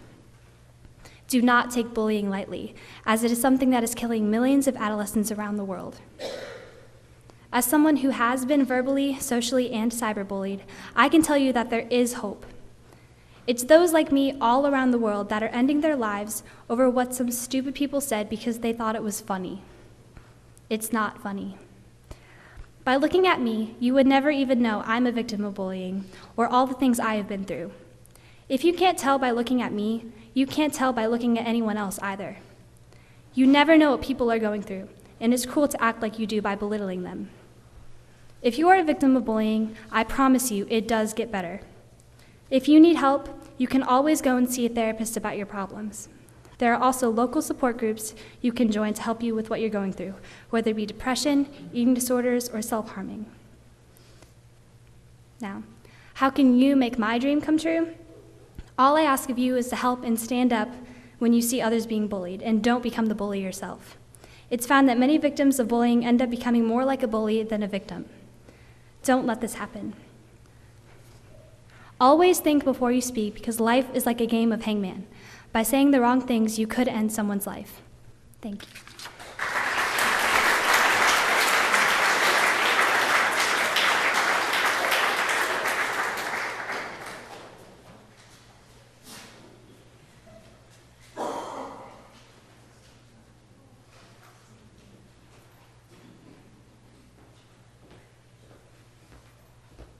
Hi there.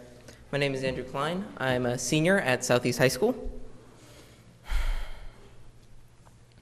Most people know that Dr. Martin Luther King Jr. became famous for speaking on the steps of the Lincoln Memorial about his dream for racial equality in his life and in his world. Fewer people know that the most notable part of it, the dream, was almost entirely ad-libbed. To be able to speak on the whim of a moment with such conviction shows that Dr. King truly had a vision for the way the world could become, provided that he could shape the world as it was. It was very clear what needed to happen: an eradication of barriers between races and an establishment of equality between them as well. It is arguable whether or not these goals have been accomplished and if his dream has been realized. Recent events, including the development of the issues in Ferguson, show that even though we have a set standard of equality, there are still barriers in place. Not only are there racial barriers, there are also barriers in religion, education, and work, to name only a few. Each of these provides their own problems that inhibit the development of our society into what it could be and what Dr. King dreamed of. These barriers do not just stand in the way of his dream. They stand in the way of all the dreams of people today, making it harder for individuals and society to succeed in the modern world. For the most part, success has come to the people that have found a way to circumvent or ignore these barriers, and that has worked for some. After all, we don't live in a world where dreams remain unfulfilled. However, we also don't live in a world where dreams are always fulfilled.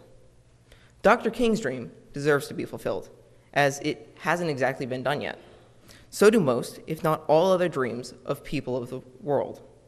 This is why it is my dream to work to create and live in a world where all of this is possible.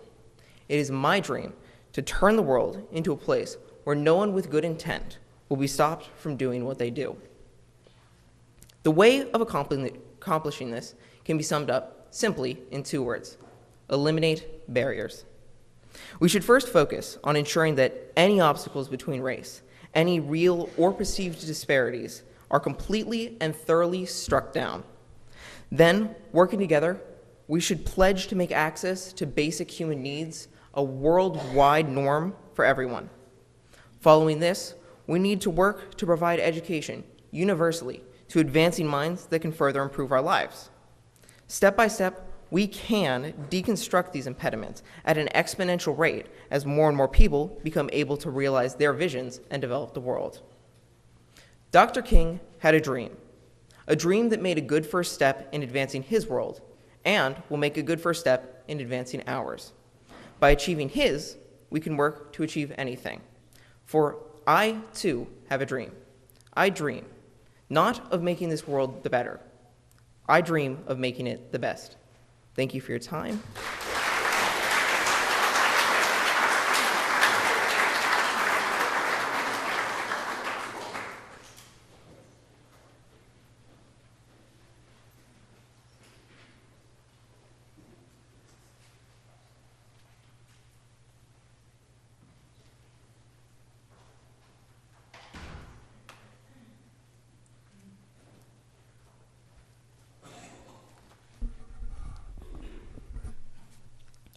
Hello, my name is Julie Laguerre. Laguerre mean war, a war that has to end. Imagine missiles flying from all directions toward the United States. Remember the feeling of severe sadness when terrorists hit the Pentagon for the first time. How come we tell young mothers and their children that school will be their guide to a better life? However, they unsuccessfully give up. As a nation, we are supposed to be united as one. Our country is supposed to be one filled with freedom, the right to choose, and to strive for a better life.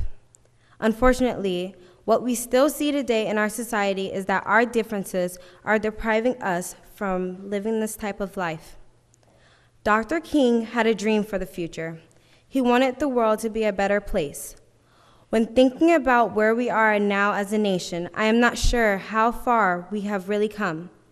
People are fighting and killing each other in the streets. This generation is attracted to the shape of our body rather than the intellect of our mind. So many people before us fought for our right, taken for granted. It takes one to change the world, and one can make a difference. I am extremely upset that we do not take advantage of our right given to African American in the 19th Amendment granting the right to vote. Why is it that we complain about the government and describe the way it's been corrupted and fail to take a stand and be proud of who we are as people? I want my people to strive to be the best they can possibly be. My dream is to see the increase of the graduation rate from 54% to 100% of African American walking across the stage to receive their high school diploma. Has Dr. King's dream been realized? It's hard to say yes when, as young African American, I want to be able to walk through my own community without the fear of danger ever being transpired. It's hard to say yes when you walk through the street of our neighborhood at night with no street, thinking, maybe I'll be home, maybe I'll be able to get home with no problem. Each day as we live, the closer we are to dying at the hand of the streets. We blame the police for the killing, and rightfully so, but there's also the gang violence that happens. If we are blaming people, we also have to blame ourselves. What do I mean? What are we as a community doing to prevent these incidents? We have become so revengeful against others, wanting the racial discrimination to stop, right? We must become the vehicle of change, showing others that we deserve to live in the same category as other race by behaving the way we want to be viewed. We need a community that believes in the strength of our hands rather than the bullets to the brain. Our dreams are what keeps us alive. Our dreams helps us pursue our life's goals. Sometimes we let our surroundings defeat us. We even beat ourselves down because of the lack of faith and hope. My dream has been not to ever regret anything. Therefore, I live as positively as I can. Each day is my last. Dr. King's dream is still in progress toward reality. Maybe if we look back at our ancestors who also felt the dream of Dr. King and yearned for a better tomorrow, who cherished education and peaceful coexistence, we can then put aside our differences and build a successful future. Thank you.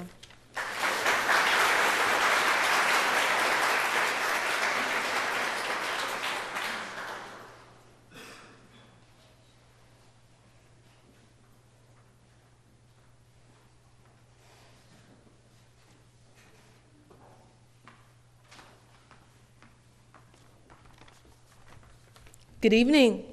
My name is Shandi George. I attend Palmetto High School as a sophomore. The title of my speech is The Change You Wish to See in the World. There are many areas in which we can improve to create a better world to live in. Our world is not a colossal mess, but it's not exactly picturesque either. Have you ever stopped to think about how different the world would be if we didn't have wars or murderers? Would we all just walk around nonchalantly because we didn't have to worry about being killed or bombed? My dream is that we will create a world where everyone has food and shelter. First, in 2005, the United Nations estimate for the amount of people homeless was 100 million. This was just an estimate, and on top of that, it was about 9 years ago. Homelessness is a growing problem, especially with our economic problems that cause the instability of prices and the fluctuation in income. You shouldn't have to ask for help when you need it.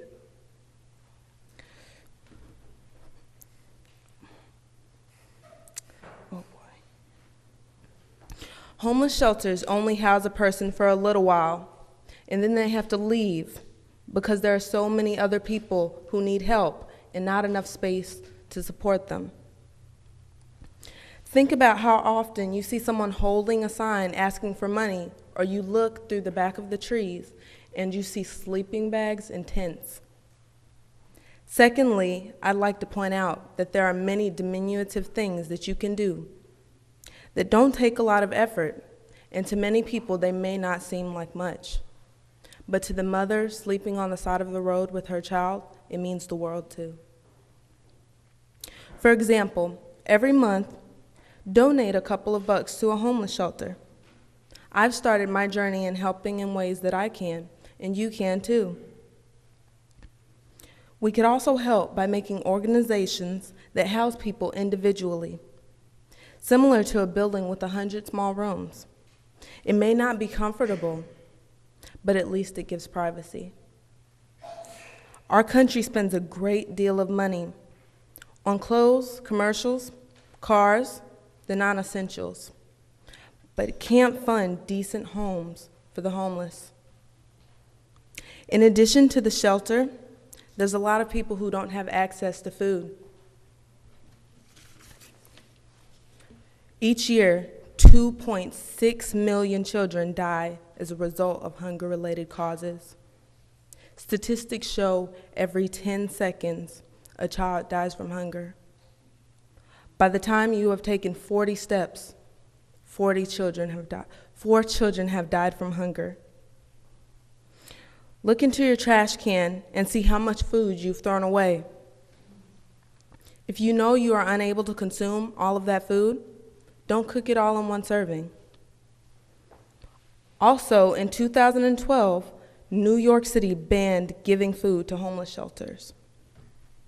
Things like this don't make the problem better, they make it worse. If you want to know how you can help, reach into your pantry and look for things you have an abundance of. Take some of that food to a homeless shelter. Even one can makes a difference.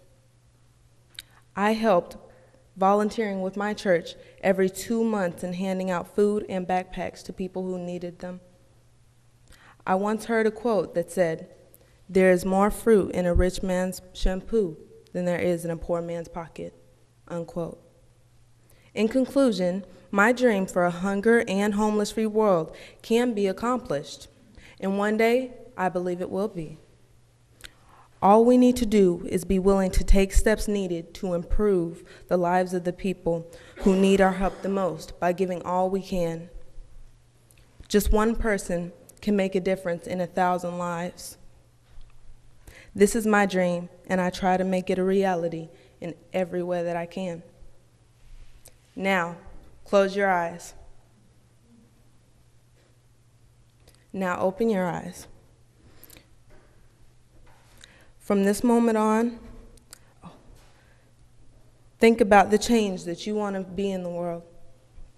Now from this moment on, be the change. Thank you.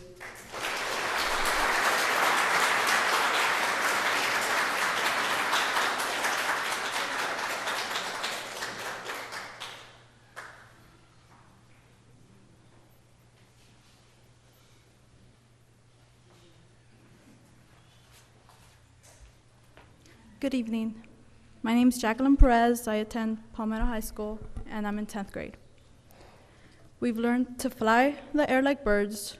We've learned to swim the seas like fish. And yet, we haven't learned to walk the earth as brothers and sisters. The world has changed since Martin Luther King Jr., who spoke these words, died in 1968. Science and technology have expanded, but why can't our liberty and rights develop as fast as the latest smartphones in the market? Why can't our women enjoy the same opportunities and rights of those of men Why isn't the opinion of a woman valued equally as a man's? Just like Martin Luther King Jr., I, too, have a dream. It is a dream that engulfs the idea of male superiority, a dream where young girls and women are not discriminated by their gender, a dream in which the human race recognizes that though women and men are not physically the same, they are equally valuable and therefore deserve equal treatment. A dream where universally women are heard because women are human and nevertheless. We need gender equality because no woman should be paid less for the same job being performed by a man. We need it because the restrictions implied on some women around the world are ridiculous. In Yemen, a woman is only considered half a witness unless backed up by a man.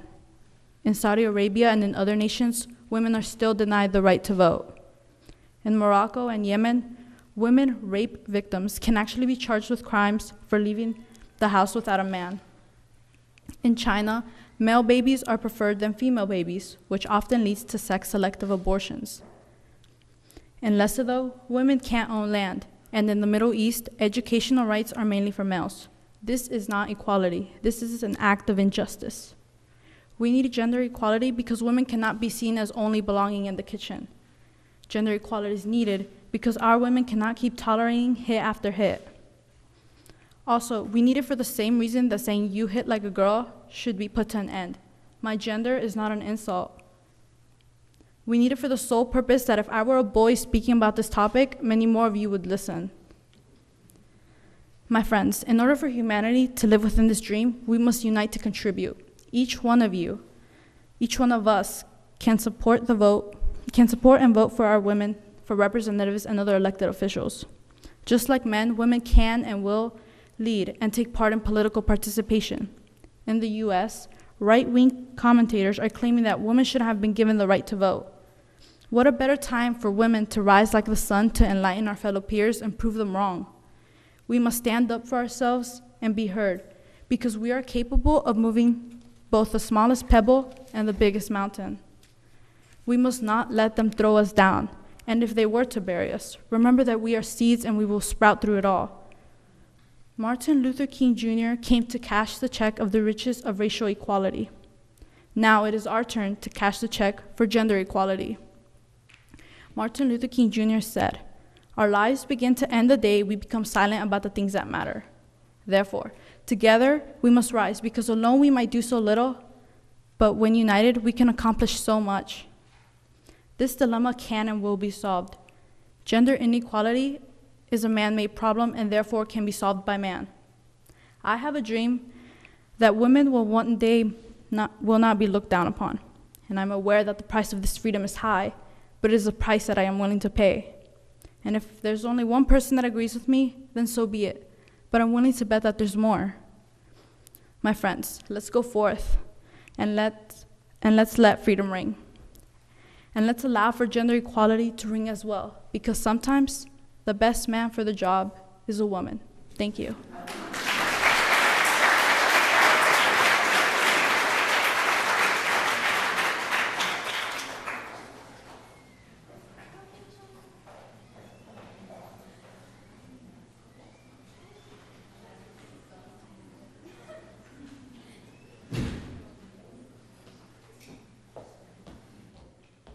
Hi, my name is Rachel Toe, and I'm a 10th grader at Lakewood Ranch High School. According to the Oxford Dictionary, the word dream is a cherished aspiration, ambition, or ideal. However, that is only the beginning. The connotation for the word dream is much greater. A famous quote that has made it all across the internet as a popular caption for pictures is, "A dream is a wish that the heart makes."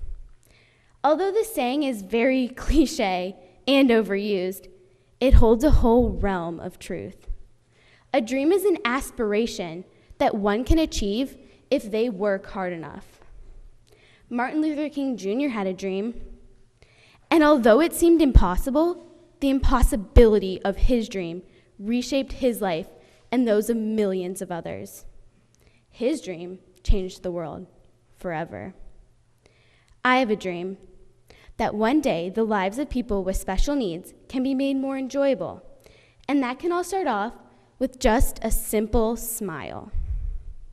Although a simple curve of the lips isn't world peace or solving hunger, to the beholder, a smile can turn around your day.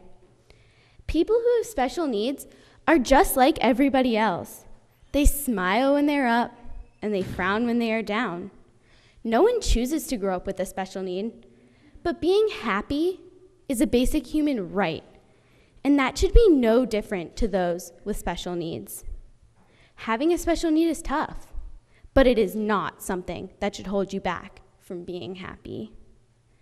I have made small strides in the long process of making my dream a reality.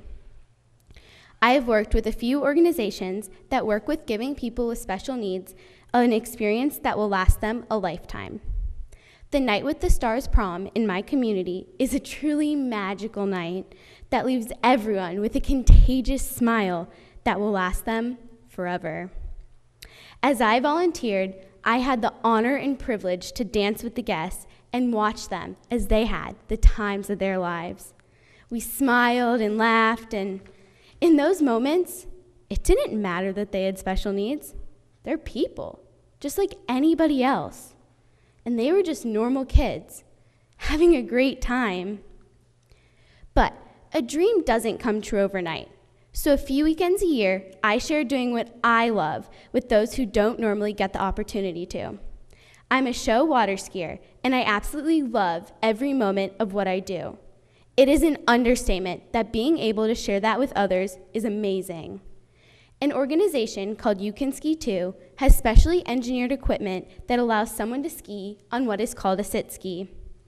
A sit ski allows the user to get the sensation of skiing, but without being a well-disciplined water skier. The smiles and laughs that I've seen and heard are irreplaceable, and I wouldn't trade their happiness for the world. Dreams are tough. Dreams are work. But the way I see it is that you can hide from the work, or you can make a difference. We can make an impact. But bringing a smile to someone's face is more than just a use of different muscles. It's an impact that can shape the world, one person at a time. Thank you.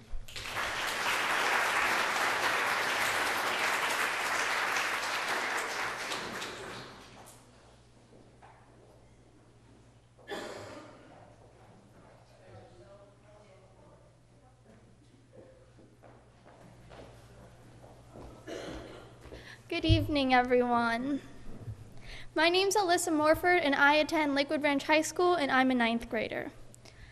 In the grand scheme of things, you can make the world a better place by doing the simplest things. You can recycle, you can help people cross the street, or pick up trash when you see it on the ground. The amount of things you can do to make the world a better place is astounding. But for me, there's one thing that comes to mind when I think of making the world a better place, and that's college. College is not equal. There are so many factors that go into who gets into what universities, and even if I were to get into some of the most prestigious universities in the country, I could not attend. College is expensive. All school about now is money. You need money to go to college, and if you don't go to college, and only if, will you be able to make a substantial amount of money in your career. School is not about money. It's about learning, or at least it should be. The standards are through the roof, and even some kids who have passing grades can't get into anything more than community college. This is my dream, to make getting an education something unquestionable and fair, as it should be. In Europe, college is comparable to $400 a year, and in some countries, you can get paid if you want a higher education. If we enforce standards that college is open to anyone, and no matter how much money you make, the government will give you an education, just think of how many more people will be able to increase their intelligence and impact the world. This is not something I can do alone, but it's something I can make an impact on. It would take dedication, but it's dedication that I have. I would initially have to get a full education, of course, and with much motivation, I would get a scholarship to a university in which I would major in public relations, so I would learn how to spread the word. Through talking to my professors, I would find connections that would hopefully open doors for me that I could get in contact with the government, and from there, do what I can to let the President and Supreme Court know about my plan. Honestly, it would be a slow process, to where it wouldn't happen immediately. But first, the government would have to agree to make room in the national budget that supports people who cannot pay for college. Seeing that obviously the government cannot pay for everyone, it would take conferences with all the main universities in the country and substantially lower their financial standards and academic standards, or at least to open special programs for the lower class. In this situation, if you don't have much money, but you have motivation to learn, you will go to a smaller school that is a branch off the main school, where you will learn just what you need, but without housing or meal plans, but nonetheless, an education. This is not a complete ending to my dream, but it's what I can do. If my dream were to truly come true, it would mean the rest of the U.S. joining in and making our school system like Europe's, where it costs almost nothing and the education is much higher. It doesn't have to stop there either. It can become a worldwide thing, where it becomes a natural right that people have the right to a free education. It's not me who will be enforcing this right, it's you and the rest of the world. I have a dream for equal education, but my dream means nothing if I don't have support from my peers. I'm going to leave you with a quote that I hope inspires you as much as it did me, because to make this happen, it will take your dedication, not just mine. Some people dream of success, but some people make it happen. Thank you.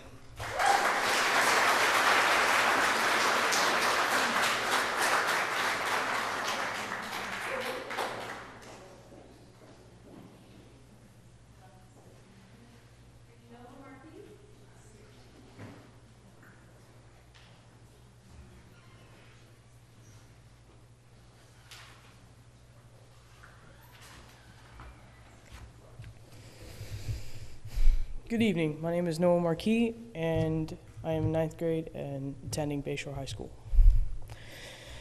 Martin Luther King Jr. once said that he had a dream, and his dream changed America and the entire world race-wise.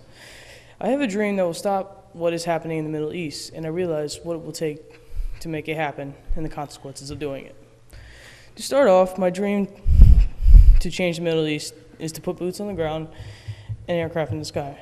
This will cause surprise among ISIS. It is because we have not put boots on the ground that ISIS is getting bolder.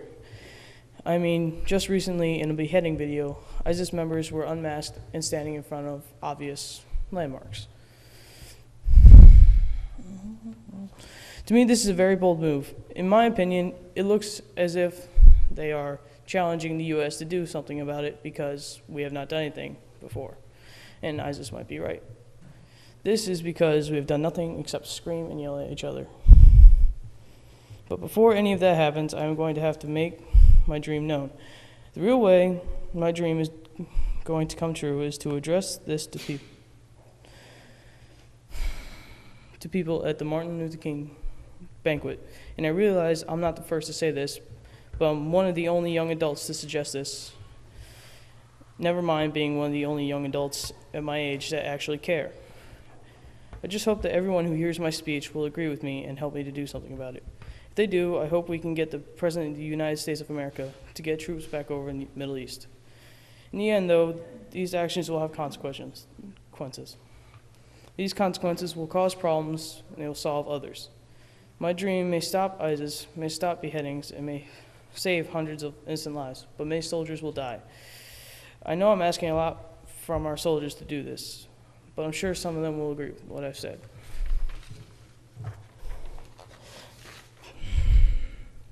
To wrap this up, my dream is to send troops over to the Middle East to stop ISIS. This also won't happen without the help of the U.S. I know as well that it is a risky move that will most definitely have consequences. I know that I'm not the first one to say this, but I'm the first one to ask. Please help me make my dream come true.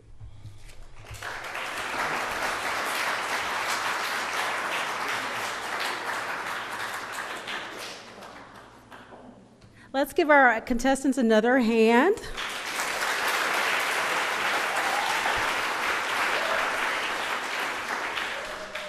Before I announce the winners, I first want to thank our sponsors. Without our sponsors, we could not put on this wonderful competition. So thanks for the Bradenton Herald for advertising the event. Thank you to Tillis Tutoring Center for providing the cash prizes for the winners tonight. Thank you for Bell's Department Stores and Bell's Outlet Stores for providing the gifts that the students will get tonight. I would like to thank in advance Mrs. Tillis, Mary Tillis, for working with our winners.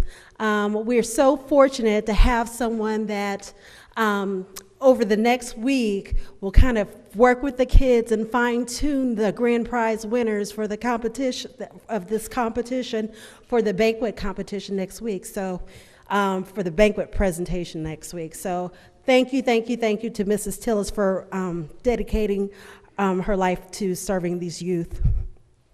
I would like to thank CSNL and Blaylock Walters for donating the printers and the laptop computers that the kids will receive as well. And I didn't know if Joan from the Bradenton Herald wanted to say a couple words.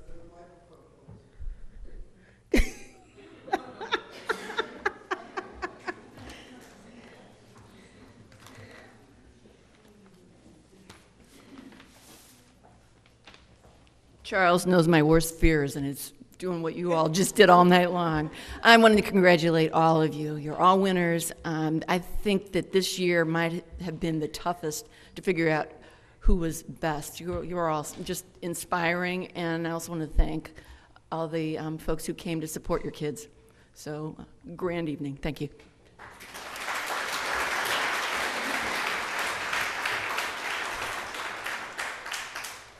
So before I announce the winners, I have something else for the contestants. We have certificates and gifts from Bell. So as I call your name, please come forward and get your gifts.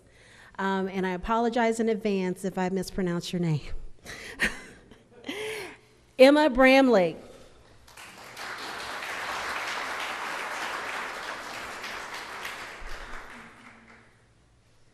Alex Carrillo.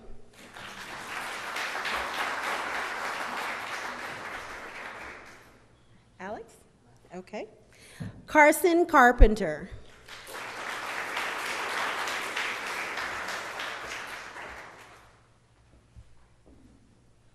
Erika Constant.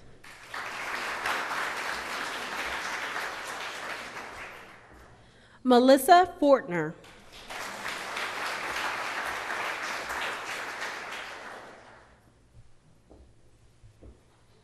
Brandongadakin.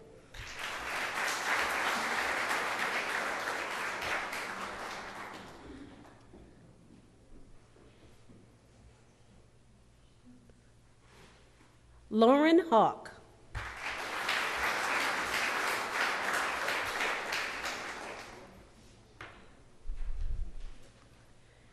Bashida Jean.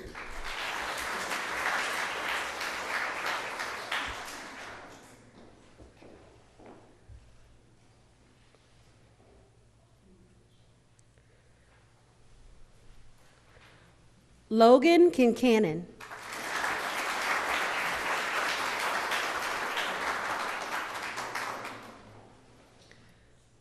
Haley Knight.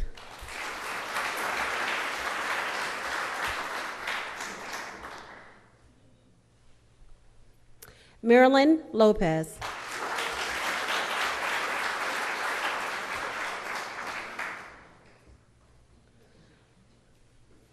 Alejandro Mont.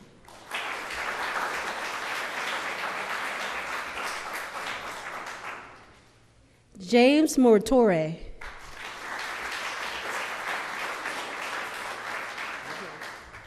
Stevie Romero.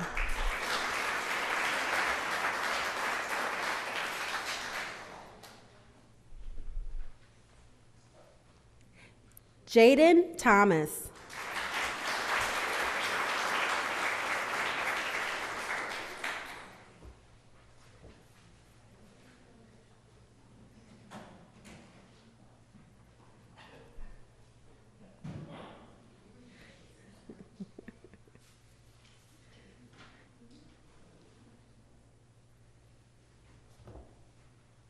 Udeline Diodone.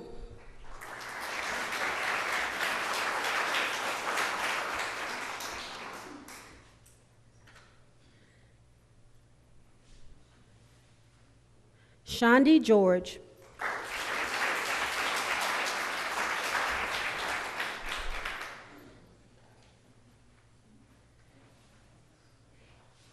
Andrew Klein.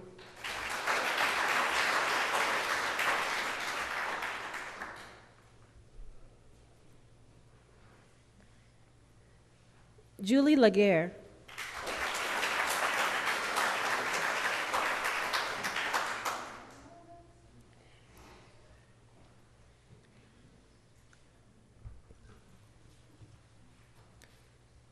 Angel Lohr.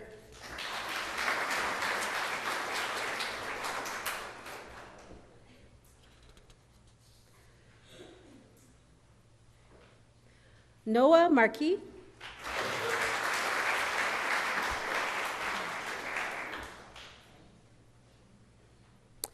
Ariana Massengill.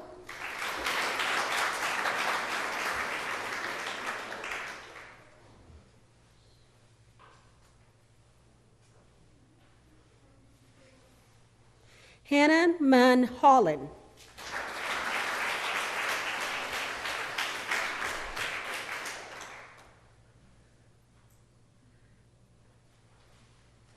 Alyssa Morford.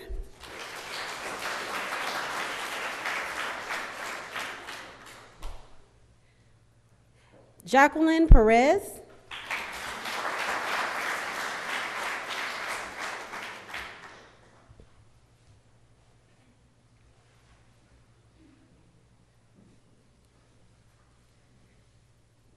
Madison Strader.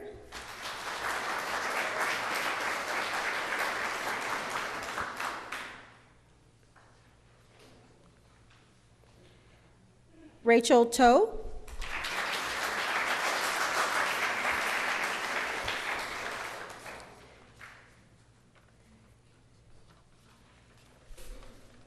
Abby Williams.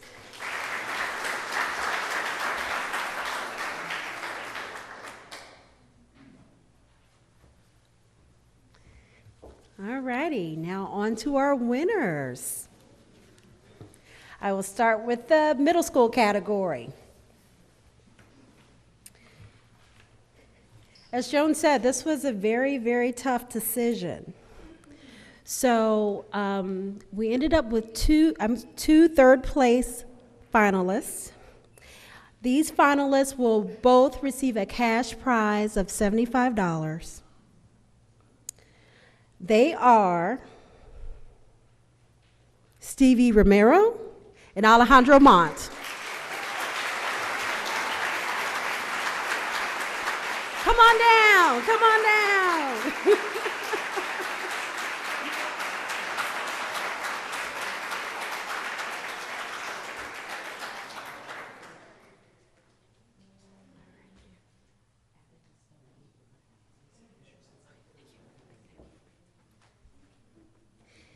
In second place in the middle school category, and the winner of $100, Bethshida Jean.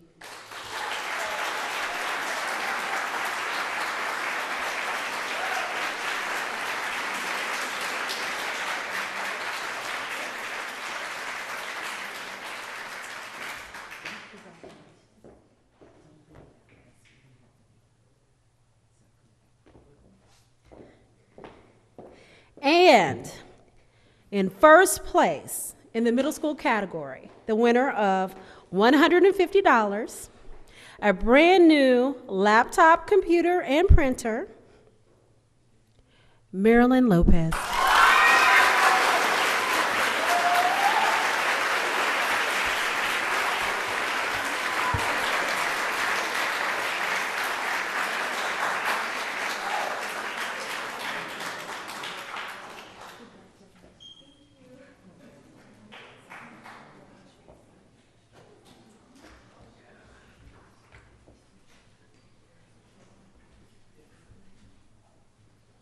Now on to our high school category.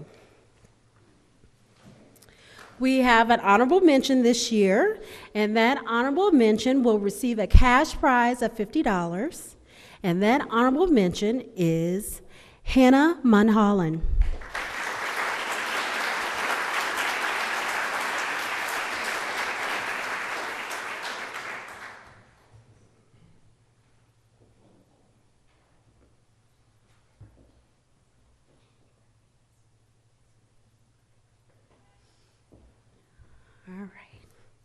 In third place in the high school category and the winner of $75, Jacqueline Perez.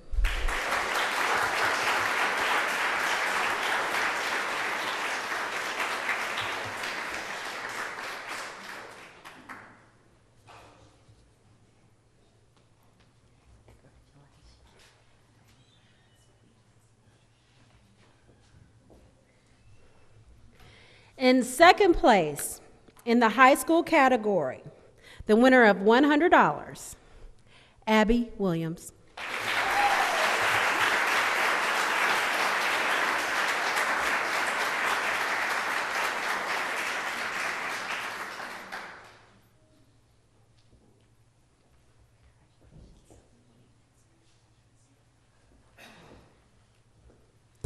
And last but not least, the grand prize winner in our high school category, the winner of $150, our brand new Dell laptop computer and printer, Sanji George.